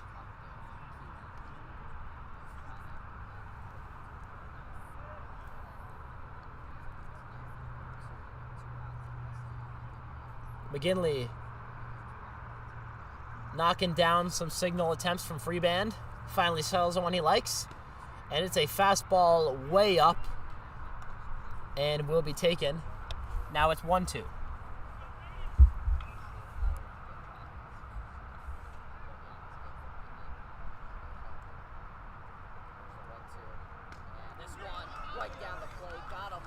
Right down the middle, McGinley will shut this inning down. No damage dealt by the Hawks. And it remains 8-1 St. Joe's Prep.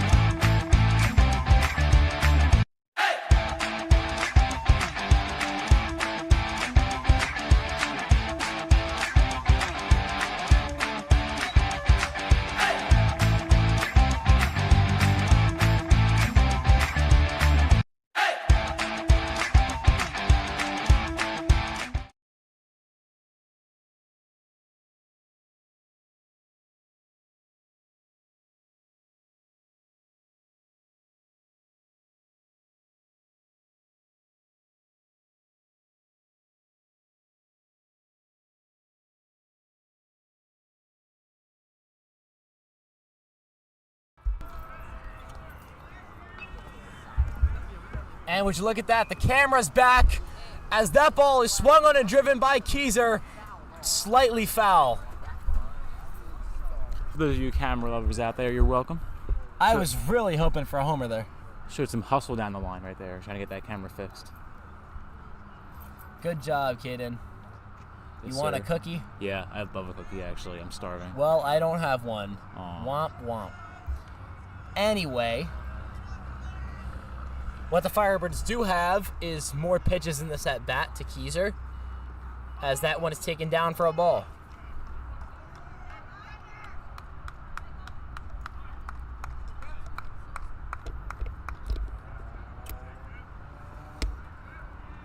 Jake Keyser, set in the box.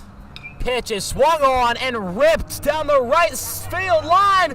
It gets down. Right fielder dives, will not get it. Keyser at 2, digging for 3. He's going, will slide in safely. It is a triple for Jake Keyser. What a play. The second extra base hit of the game by the Firebirds comes on a mental mistake there by the right fielder in Jack Sayer. Dove out a little bit too early for it. The ball goes right over his head, and Keyser, seeing it go off the wall, is able to advance to third, standing up. And believe it or not, that is the first triple for the Firebirds this season. And it comes from the bat of Jake Keyser. Ball 1 goes down, and that ball was lined. That was fast off the bat.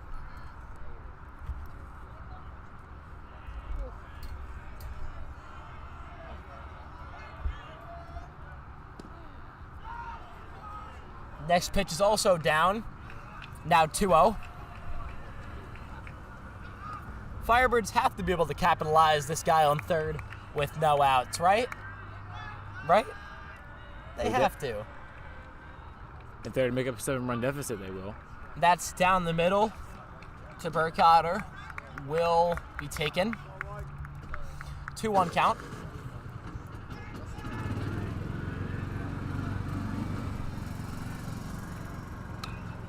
Popped up to right. This should be a run. Caught. Keyser tagging up. Will get there easily. Firebirds tack on another. It is 8-2 Hawks. Sam Burkhardt gets his first RBI of the game. He's a ground out in a single. Now a sac fly to cut the lead back down to 6. And hopefully the Firebirds can continue to do so with 1 out, no men on. And Rosado comes up, one of the Firebirds' top hitters. Rosado's one of, if not the biggest guy you want to be in the box when you're trying to mount a comeback. Maybe more so with runners on base, but unfortunately, you get what you get, and the bases are empty. First pitch down the middle, Rosado takes. Strike 1.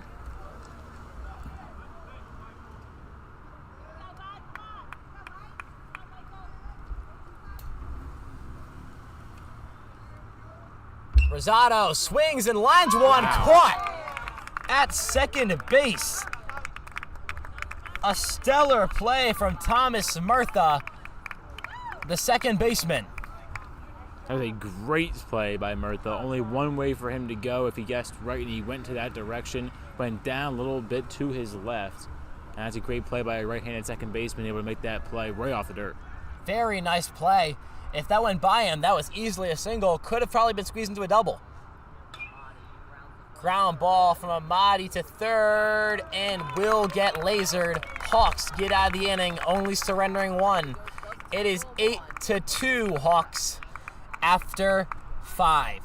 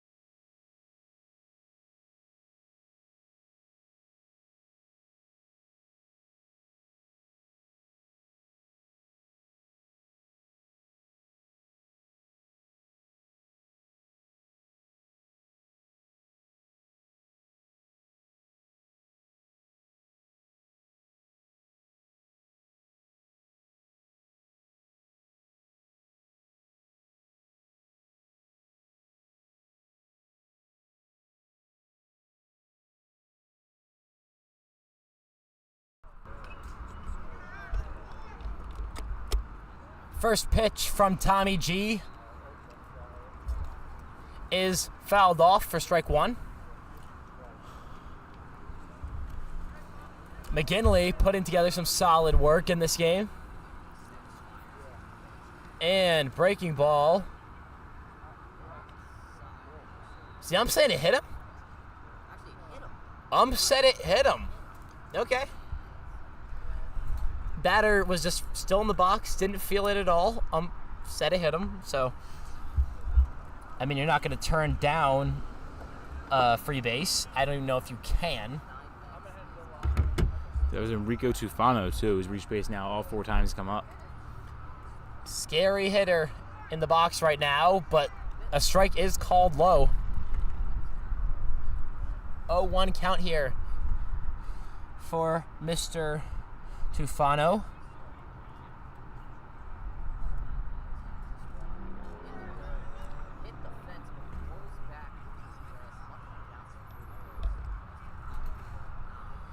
Ball one.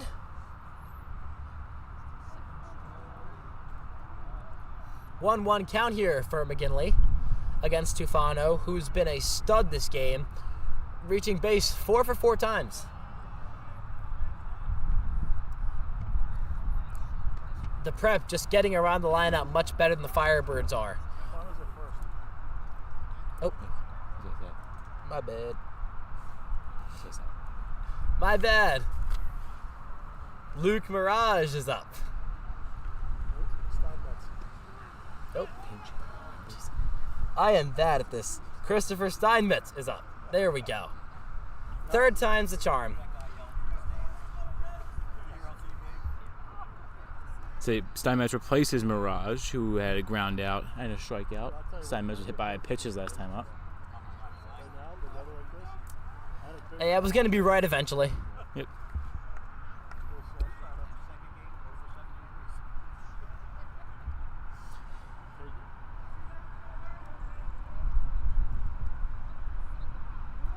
McGinley delivers, fouled off in front of the Ghost dugout.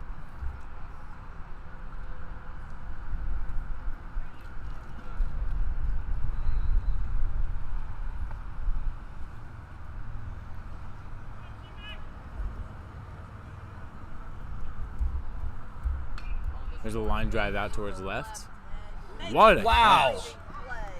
Huge play there by Tyler Burkhardt to get an out. Caps off the tie there, quite literally. What a play. Say Burkhardt again, very fast in the outfield today. He's been able to get everywhere. He's had to make a play, which has been 4 of them in that left field position. That one of the best one yet, able to dive out, and that probably saves an extra base hit because of Miller's glove. Don't doubt it for a second. As Chuck Parker, the catcher, will step into the box. McGinley delivers, curveball down the middle, strike one.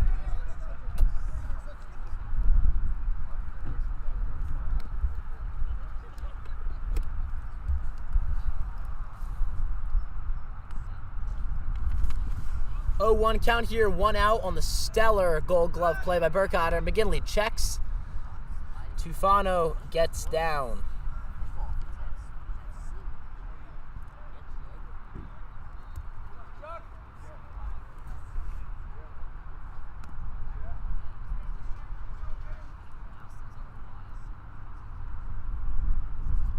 McGinley, that one's going to be up.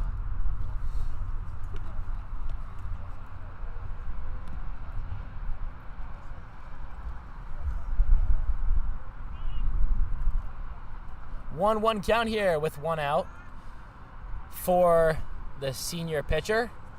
And that one's way outside. Nice play by Freeban to snag it and prevent any damage.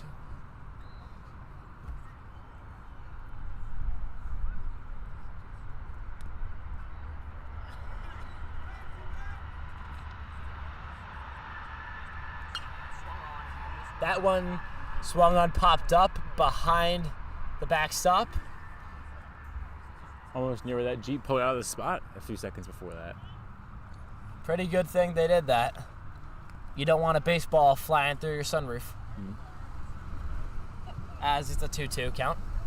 Say Chuck Parker, the current batter, 0-for-2 with 2 pop-outs and then reached on an error. Make that 3-2 on a ball taken down.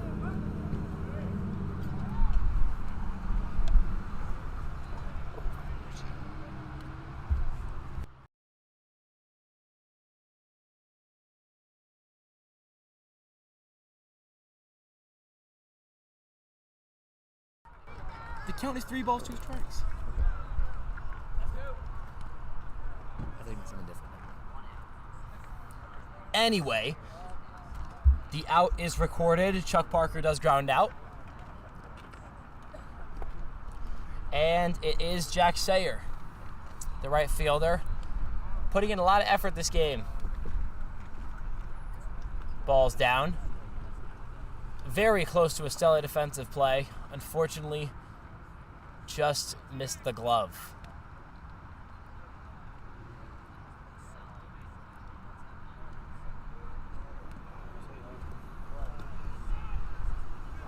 Ball's up. 2-0.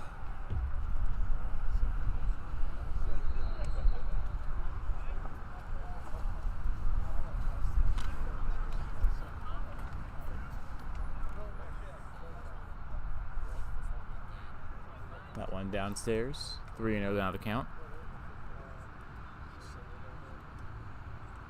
Mate has a single strikeout and a walk in his 3 plate appearances, so that totals to 1-for-2 on the day. And 4-pitch walk. The walk will be recorded. Runners now on first and second for the Hawks. This will now be the 5th time the Hawks have gone through the order, now in the top of the 6th, as Grasso comes to the plate for the 5th time. Pretty impressive. Yeah. McGinley delivers in the dirt, and that will most likely be a double stolen bag, and it will be. Freeband will not throw. You had 2 runner advancements, one by Mate and one by Steinmetz.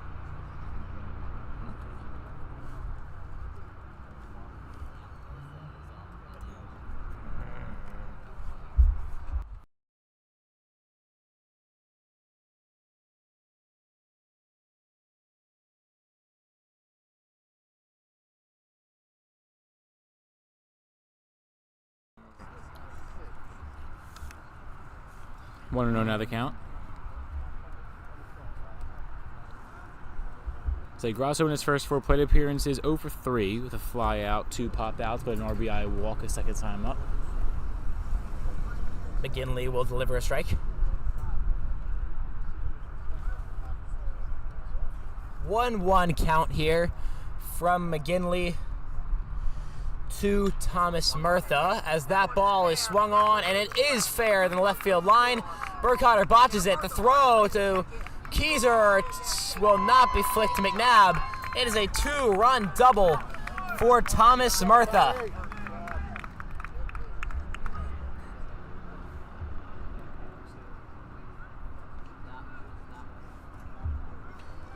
Big at bat there.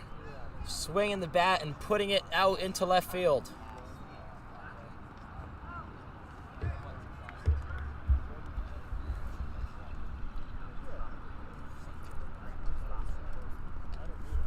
That puts up a 10 spot for the Hawks.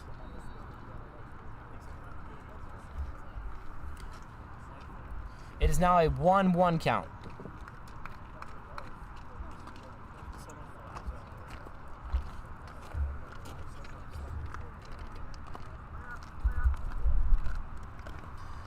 McGinley, and that's a ball. Looked like a strike, will not be called as such.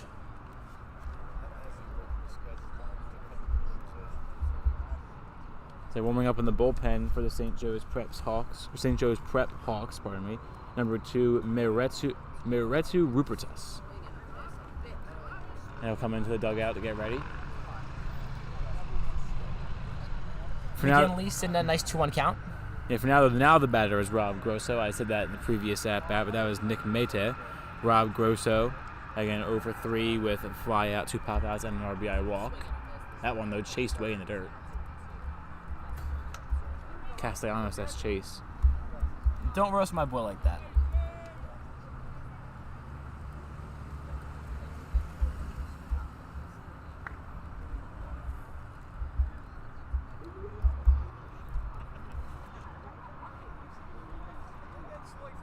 Two count here for Rob Grasso. McGinley remains on the bump.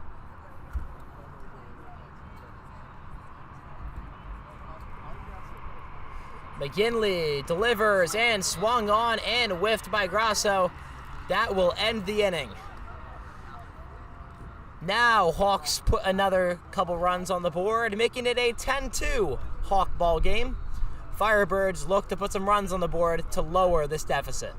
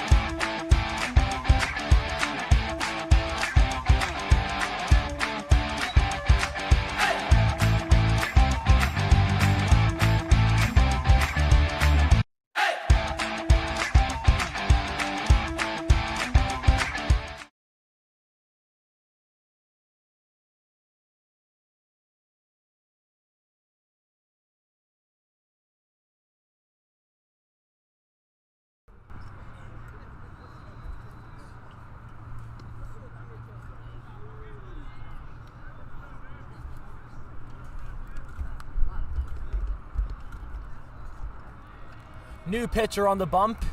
It is Rogan Bish of the St. Joe's Prep Hawks. Starts out with a 1-1 count here.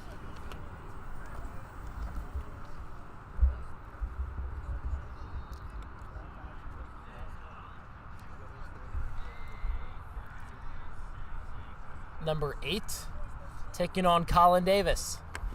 Davis swings and misses down.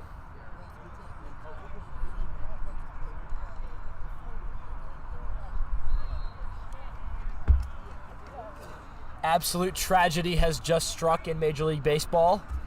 Mike Trout needs knee surgery, and I am sad. So that is very unfortunate. Anyways, back to teams that can actually win. Rogan Bish will deliver, and Davis will take. It will be a ball.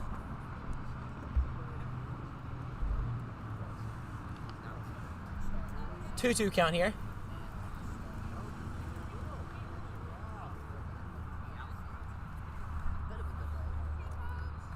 Davis taking his jolly old time to get back in the box.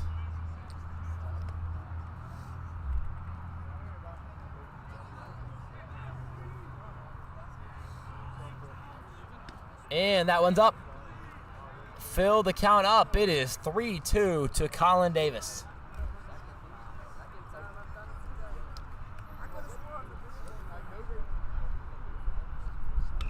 And that ball is fieldhouse bound, and it hits the roof.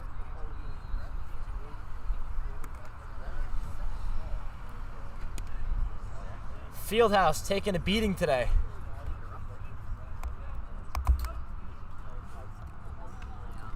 As Davis will draw the walk, Firebirds will get a runner on. So Davis has now reached base safely for the first time today. Is this the inning where the Firebirds finally put it together? They have had some late inning heroics this season. In our first live stream, we know they lost. They went down 6-0, scored, I believe it was 2 runs to make it at the time, 6-3 into the ninth, and had 2 men on with Amadi, but ended in a line drive, which was an incredible play at short. That pitch taken by Freeban, the catcher, the sole junior in this batting order. And that one's up. Throwing back to first, Davis will make it back in time. Say Freeban 0 for 2 with a ground out and a pop out. Davis taking not too much of a lead, trying to keep it humble, and he will go! Freeban grounds it. Davis with a good jump. He does get a second. Freeban, unfortunately, out on the ground out. 1 out, runner on second. Davis, unfortunately, will not get credit for the stolen bag.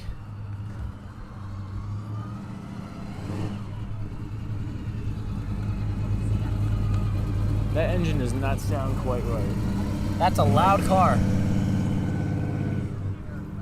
As here's Baker, takes the ball up. Baker, 2 hits today. Playing a pretty good ball game from the DH spot.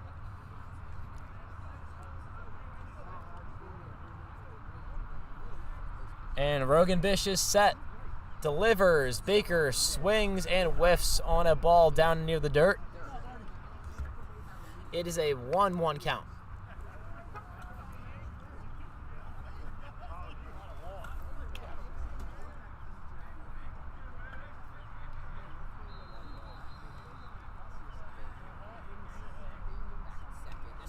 And that one down the middle, swung on and whiffed once again. Baker going from 1-0 to 1-2. So Baker now having to come from behind in the count to extend his 2 at-bat hitting streak.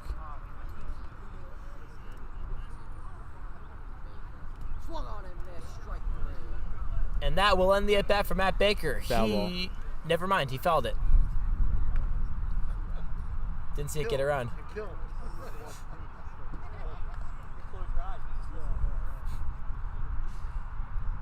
That pitch was evidently 150 miles an hour, as I did not see the foul ball. That one is also a foul, I can tell you that. That lady definitely saw it off her hands. Could not have been angled more perfectly. Like, there's the one seat behind the pathway here by the field house. And only it one person happens sitting there. to go to that seat. That's pretty funny. Bish delivers. Baker swings and drives it. Unfortunately, will not get enough distance. It is caught in center field by Robert Grasso, the leadoff batter.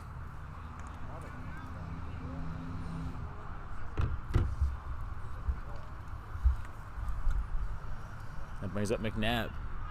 So still 0 for 1 on the day with a strikeout and a walk. A lot of walks in this game for either side. That is not McNabb. That is Pinch Aiden hitter. Farrell, the sophomore. It's a typical pinch runner with a pinch hit now from Bam McNabb. Aiden Farrell getting some swings in.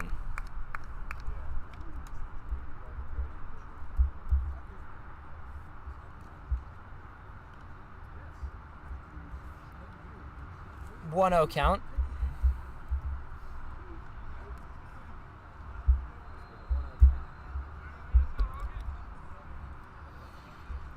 Rogan Bish versus Aiden Farrell.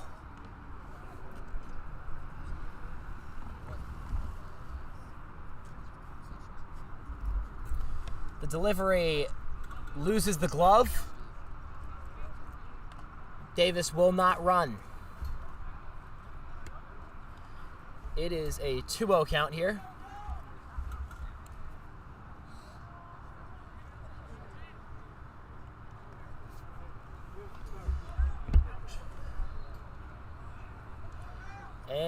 And the delivery fouled off by Farrell.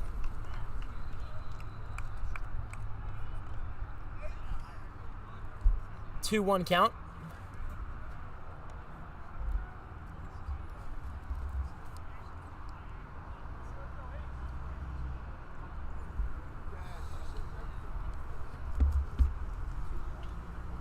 Farrell taking a very rare at bat here and fouled off. Makes it 2-2. Farrell only tallying 5 at-bats and 6 plate appearances, although he does have hits in 2 of those at-bats, meaning he has a .400 batting average prior to this at-bat. Technically leading the team. Well, technically leading the team.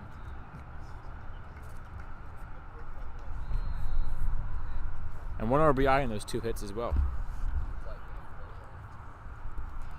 While he might not have the most at-bats on the team, he has technically been the most efficient batter on this team. Coach Alinsky talking with the ump. I'm unsure what for. And the umps will come together to question whatever they are questioning. Maybe a hit by pitch. They did bring in Farrell on the conversation. Maybe. I don't know. We'll see. And it seems like they're just going to walk back. Much ado about nothing. Don't know what was discussed. We'll probably never know. But it probably does not affect anything. One of life's great mysteries. It's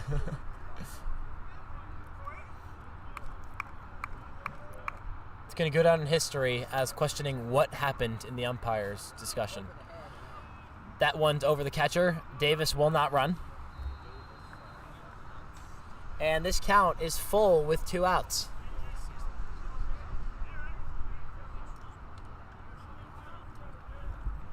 This game taking a long while, already at the 2-hour, 15-minute mark. Game started at 4. It is currently 6:15. That pitch is swung on and popped up towards the car that is currently driving. Will not hit it. The car stops just in time. Probably saved that car owner a good bit of money. Like a good neighbor, State Farm is there. Well, it's Home and Auto now. I don't know if they expanded. I've seen a lot of commercials. It's Geico, it's AAA, There's Safe, too Safe many. Light. Safe Light Repair, Safe Light Replace. There you go. Safe That's Light's the one I'm thinking of. Safe Light's clutch. Fixed my windshield. What'd you do to break your windshield? I don't know. My windshield just kind of cracked one day, and I don't know why. But we got it fixed regardless. I think it might have been like a heating thing where it got super hot and then it's super cold. Anyway, that ball is lined into right field, and that will be a single for Aiden Farrell, putting his batting average up to 500. Look at that. That's Hall of Fame caliber right there. That's Hall of Fame caliber. That's Hall of number 1 all-time caliber. A 500 batting average? Are you kidding me? Look at Aiden Farrell, man. So inspirational. Anyway, 2 outs still. First and third for the Firebirds. Matt Evans standing in the box. Coach will come to the bump. Will this be a pitching substitution? We will see.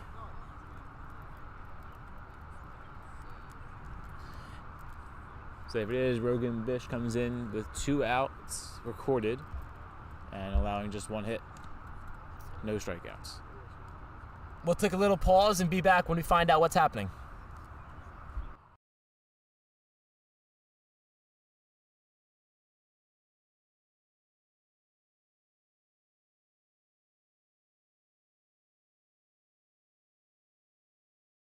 Okay. Nothing happened. He is still in the game. So, Rogan Bish will stay in to face Matt Evans. Not the most efficient day at the plate for Evans as he swings and whiffs on 1 up high. Yeah, Evans, as you said, alluded to, 0 for 2 with 2 strikeouts.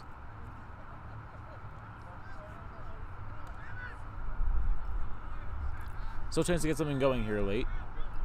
Bish delivers. It's up high. Evans takes. Farrell will not run. I would not be surprised to see Farrell go here, though. One thing I will say about Farrell, I'm pretty sure he's pretty fast. He is pretty fast. He is a pinch runner, so I would not be surprised to see him go. That one is fouled back off the chain link behind the backstop.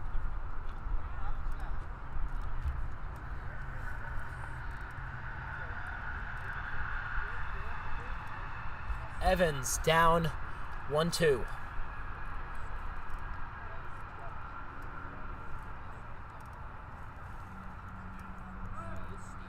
That one's up. Farrell does go and is safe. Ball gets away. Davis will score.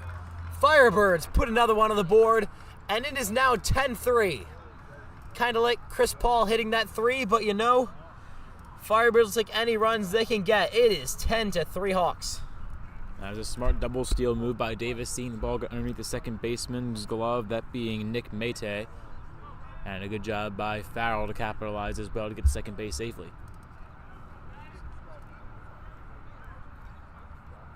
And now you just have the game at 10-3 with the man in scoring position for the Firebirds.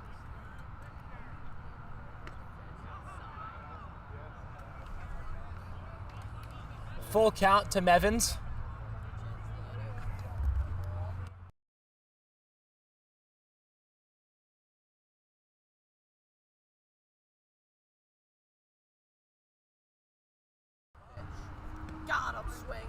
And that is strike three to end this inning for the Hawks. Firebirds only put one on the board.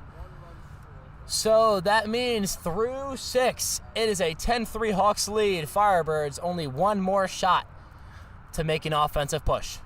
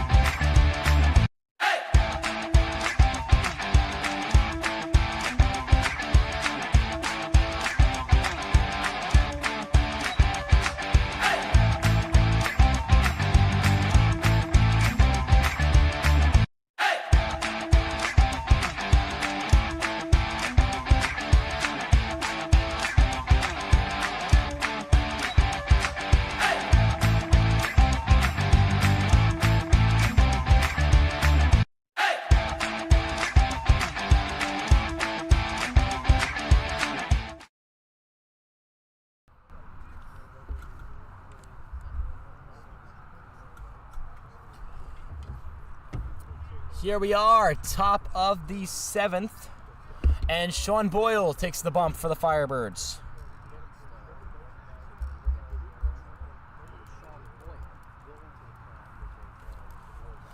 Boyle will deliver, and that is strike one.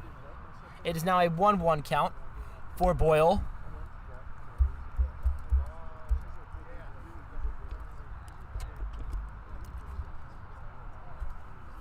Once again in motion, grounded, foul. Goes up and right back down the hill.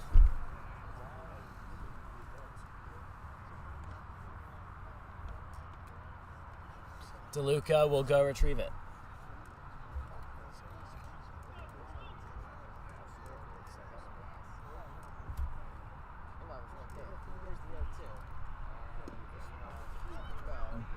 Boyle throws a fastball slightly out.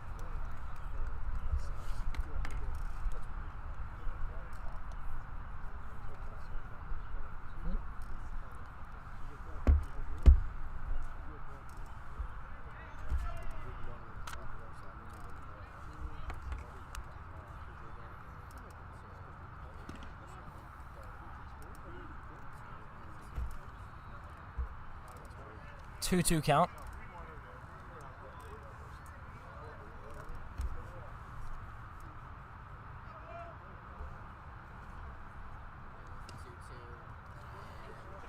Load that count up, 3-2.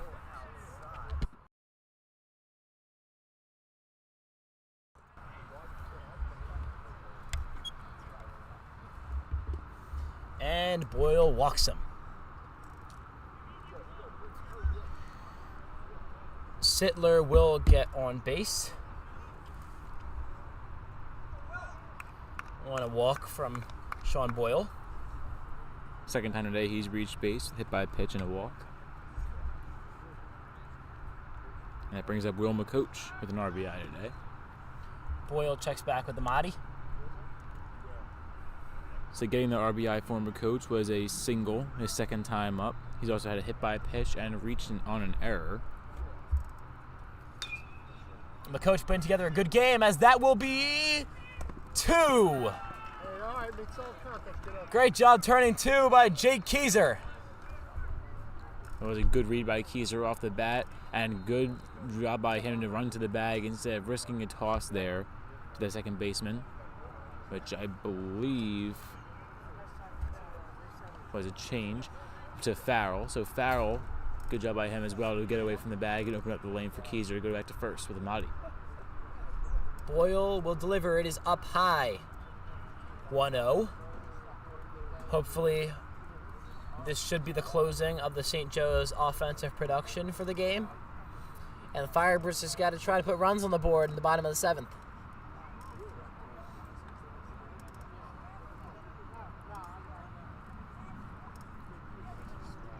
Count currently 2-0.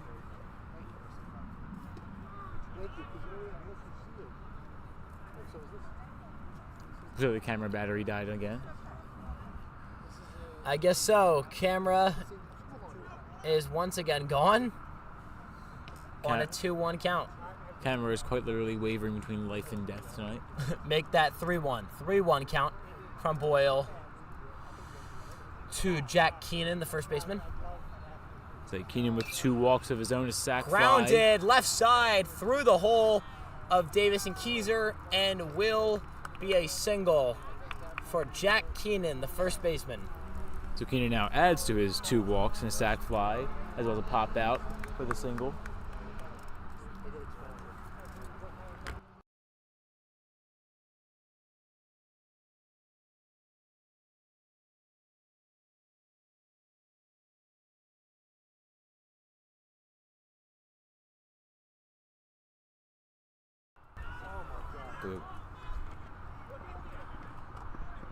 Don't know what that was. Looked like he gave up on swinging halfway through the zone, and the ball made contact.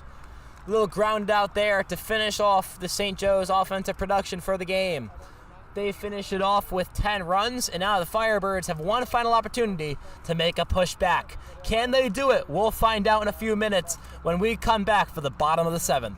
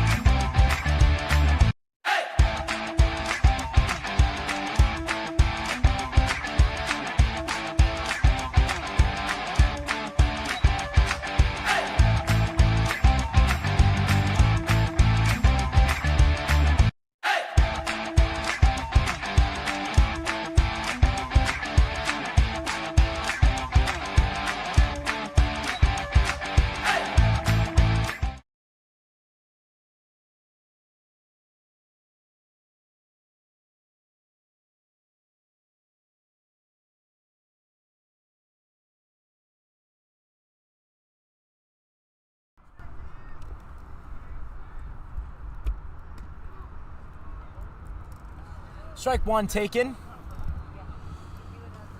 From yet a new pitcher on the mound, this one is Edward Dingle.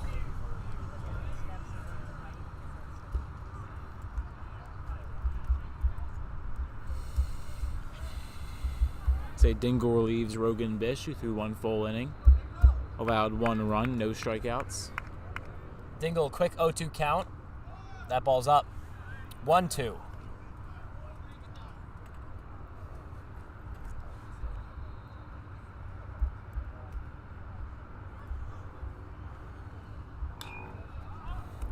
That ball's popped up into deep left.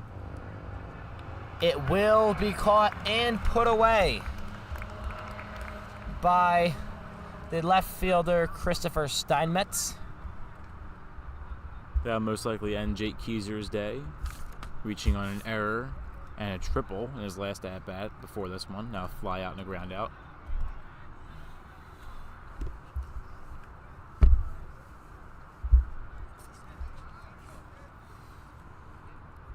And now here's Tyler Burkhardt.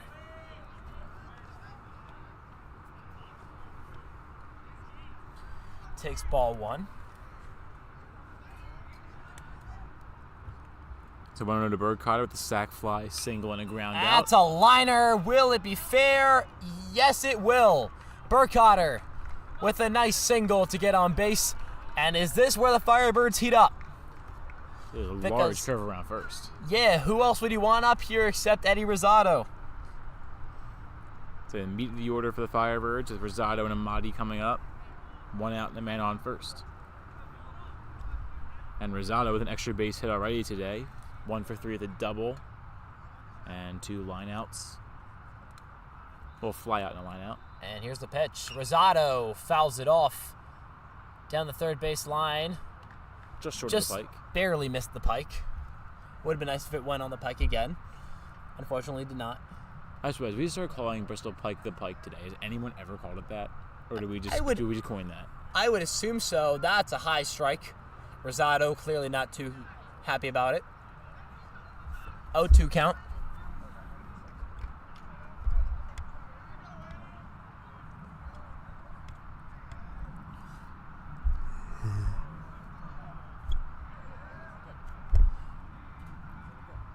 Two once again. Pitch taken outside. Throwback to first, and Burkhardt is safe. Just barely, though. That was a great read by the guy behind the plate today, and Chuck Parker for St. Joe's.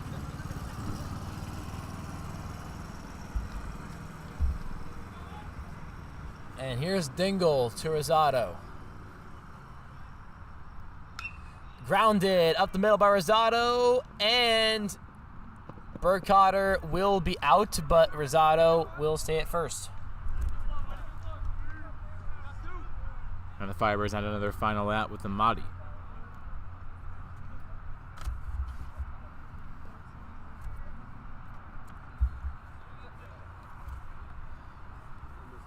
And could this be it for the Hawks? Here's Amati.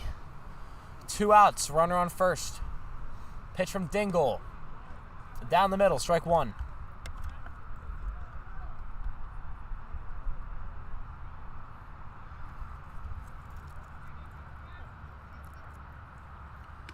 Next one's up high. 1-1 count now. So Amati Herrera 0 for 3 day so far. Sac fly, ground out, and a strikeout. He got the Firebirds' second run of the game in. That one down. 2-1 count. Neither pitcher nor hitter count.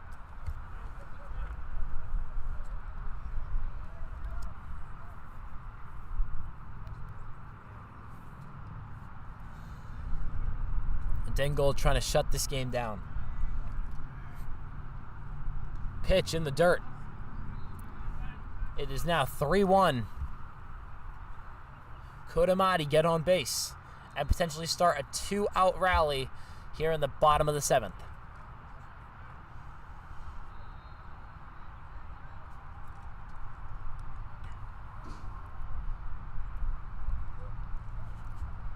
And here's Dingle's 3-1. Popped up by Amati. right near third, and it will be hauled in by the third baseman, William McCoach, and that will end this game. The Hawks come into Holy Ghost Prep and take a 10-3 win from the Firebirds, therefore improving to 8-5, while the Firebirds fall to 7-6, and the Hawks will more than likely take over the Firebirds' lead in terms of state rankings. Great game here from the Hawks. Firebirds were able to put a bit together, just weren't able to knock some runs in that they had in scoring position. But Caden, how do you feel about the game? Overall, it's a great game by St. Joe's, obviously putting up 10 runs on the board, only allowing 3 by their pitching staff. And they're able to capitalize and make the most of the Firebirds' mistakes, both on the mound and in the field, as HGP racking up double digits in walks and hit by pitches today, if you combine them both. And that's just not something that can happen if the Firebirds are to win these games, or at least keep the game low scoring to any extent, win or loss. So obviously 10 runs being allowed here is something to expect when you're allowing over 10 batters to get on base the easy way. Totally agree. Rough game from the Firebirds here, of course, going down 10-3 to the St. Joe's Prep Hawks. Firebirds are now 7-6, and their next game is scheduled for tomorrow against Malvern Prep. That's going to be a fun one. Ranked number 1 team in Pennsylvania. This is about to be one heck of a game for the Firebirds coming up tomorrow away. It's a real fast turnaround, especially a road game. Yeah, at the number 1 team in the state. Holy cow. Prayers up. Firebirds fall in this one to the Hawks 10-3. I'm Jack Dobbins. Well, real quick before we sign off, Oh. at least we should go over our next broadcasting schedule, as we have a Oh, long yeah. stretch of games next week. This is going to be one fun run. 5 live streams in 7 days. We have games the 3rd, 4th, 6th, 7th, 8th, and 11th. So 5 streams in 6 days, and a game on the 11th. And the 11th will most likely conclude our junior broadcasting season, unless there are home district playoffs for either the Firebird baseball or lacrosse teams this year. But I thought, no, I got to try hard. Next baseball game that we call will be May 4th against Germantown Academy at noon, followed up by the 7th against Archbishop Ryan, the 8th against Chichester, and the 11th against Newman Goretti at 11 a.m. Firebirds fall in this one 10-3 to the St. Joe's Prep Hawks. And can we do it now this time? Yes, now fine. I'm Jack Dobbins. I'm Caden Stewart. Thank you for tuning in, and have a good night.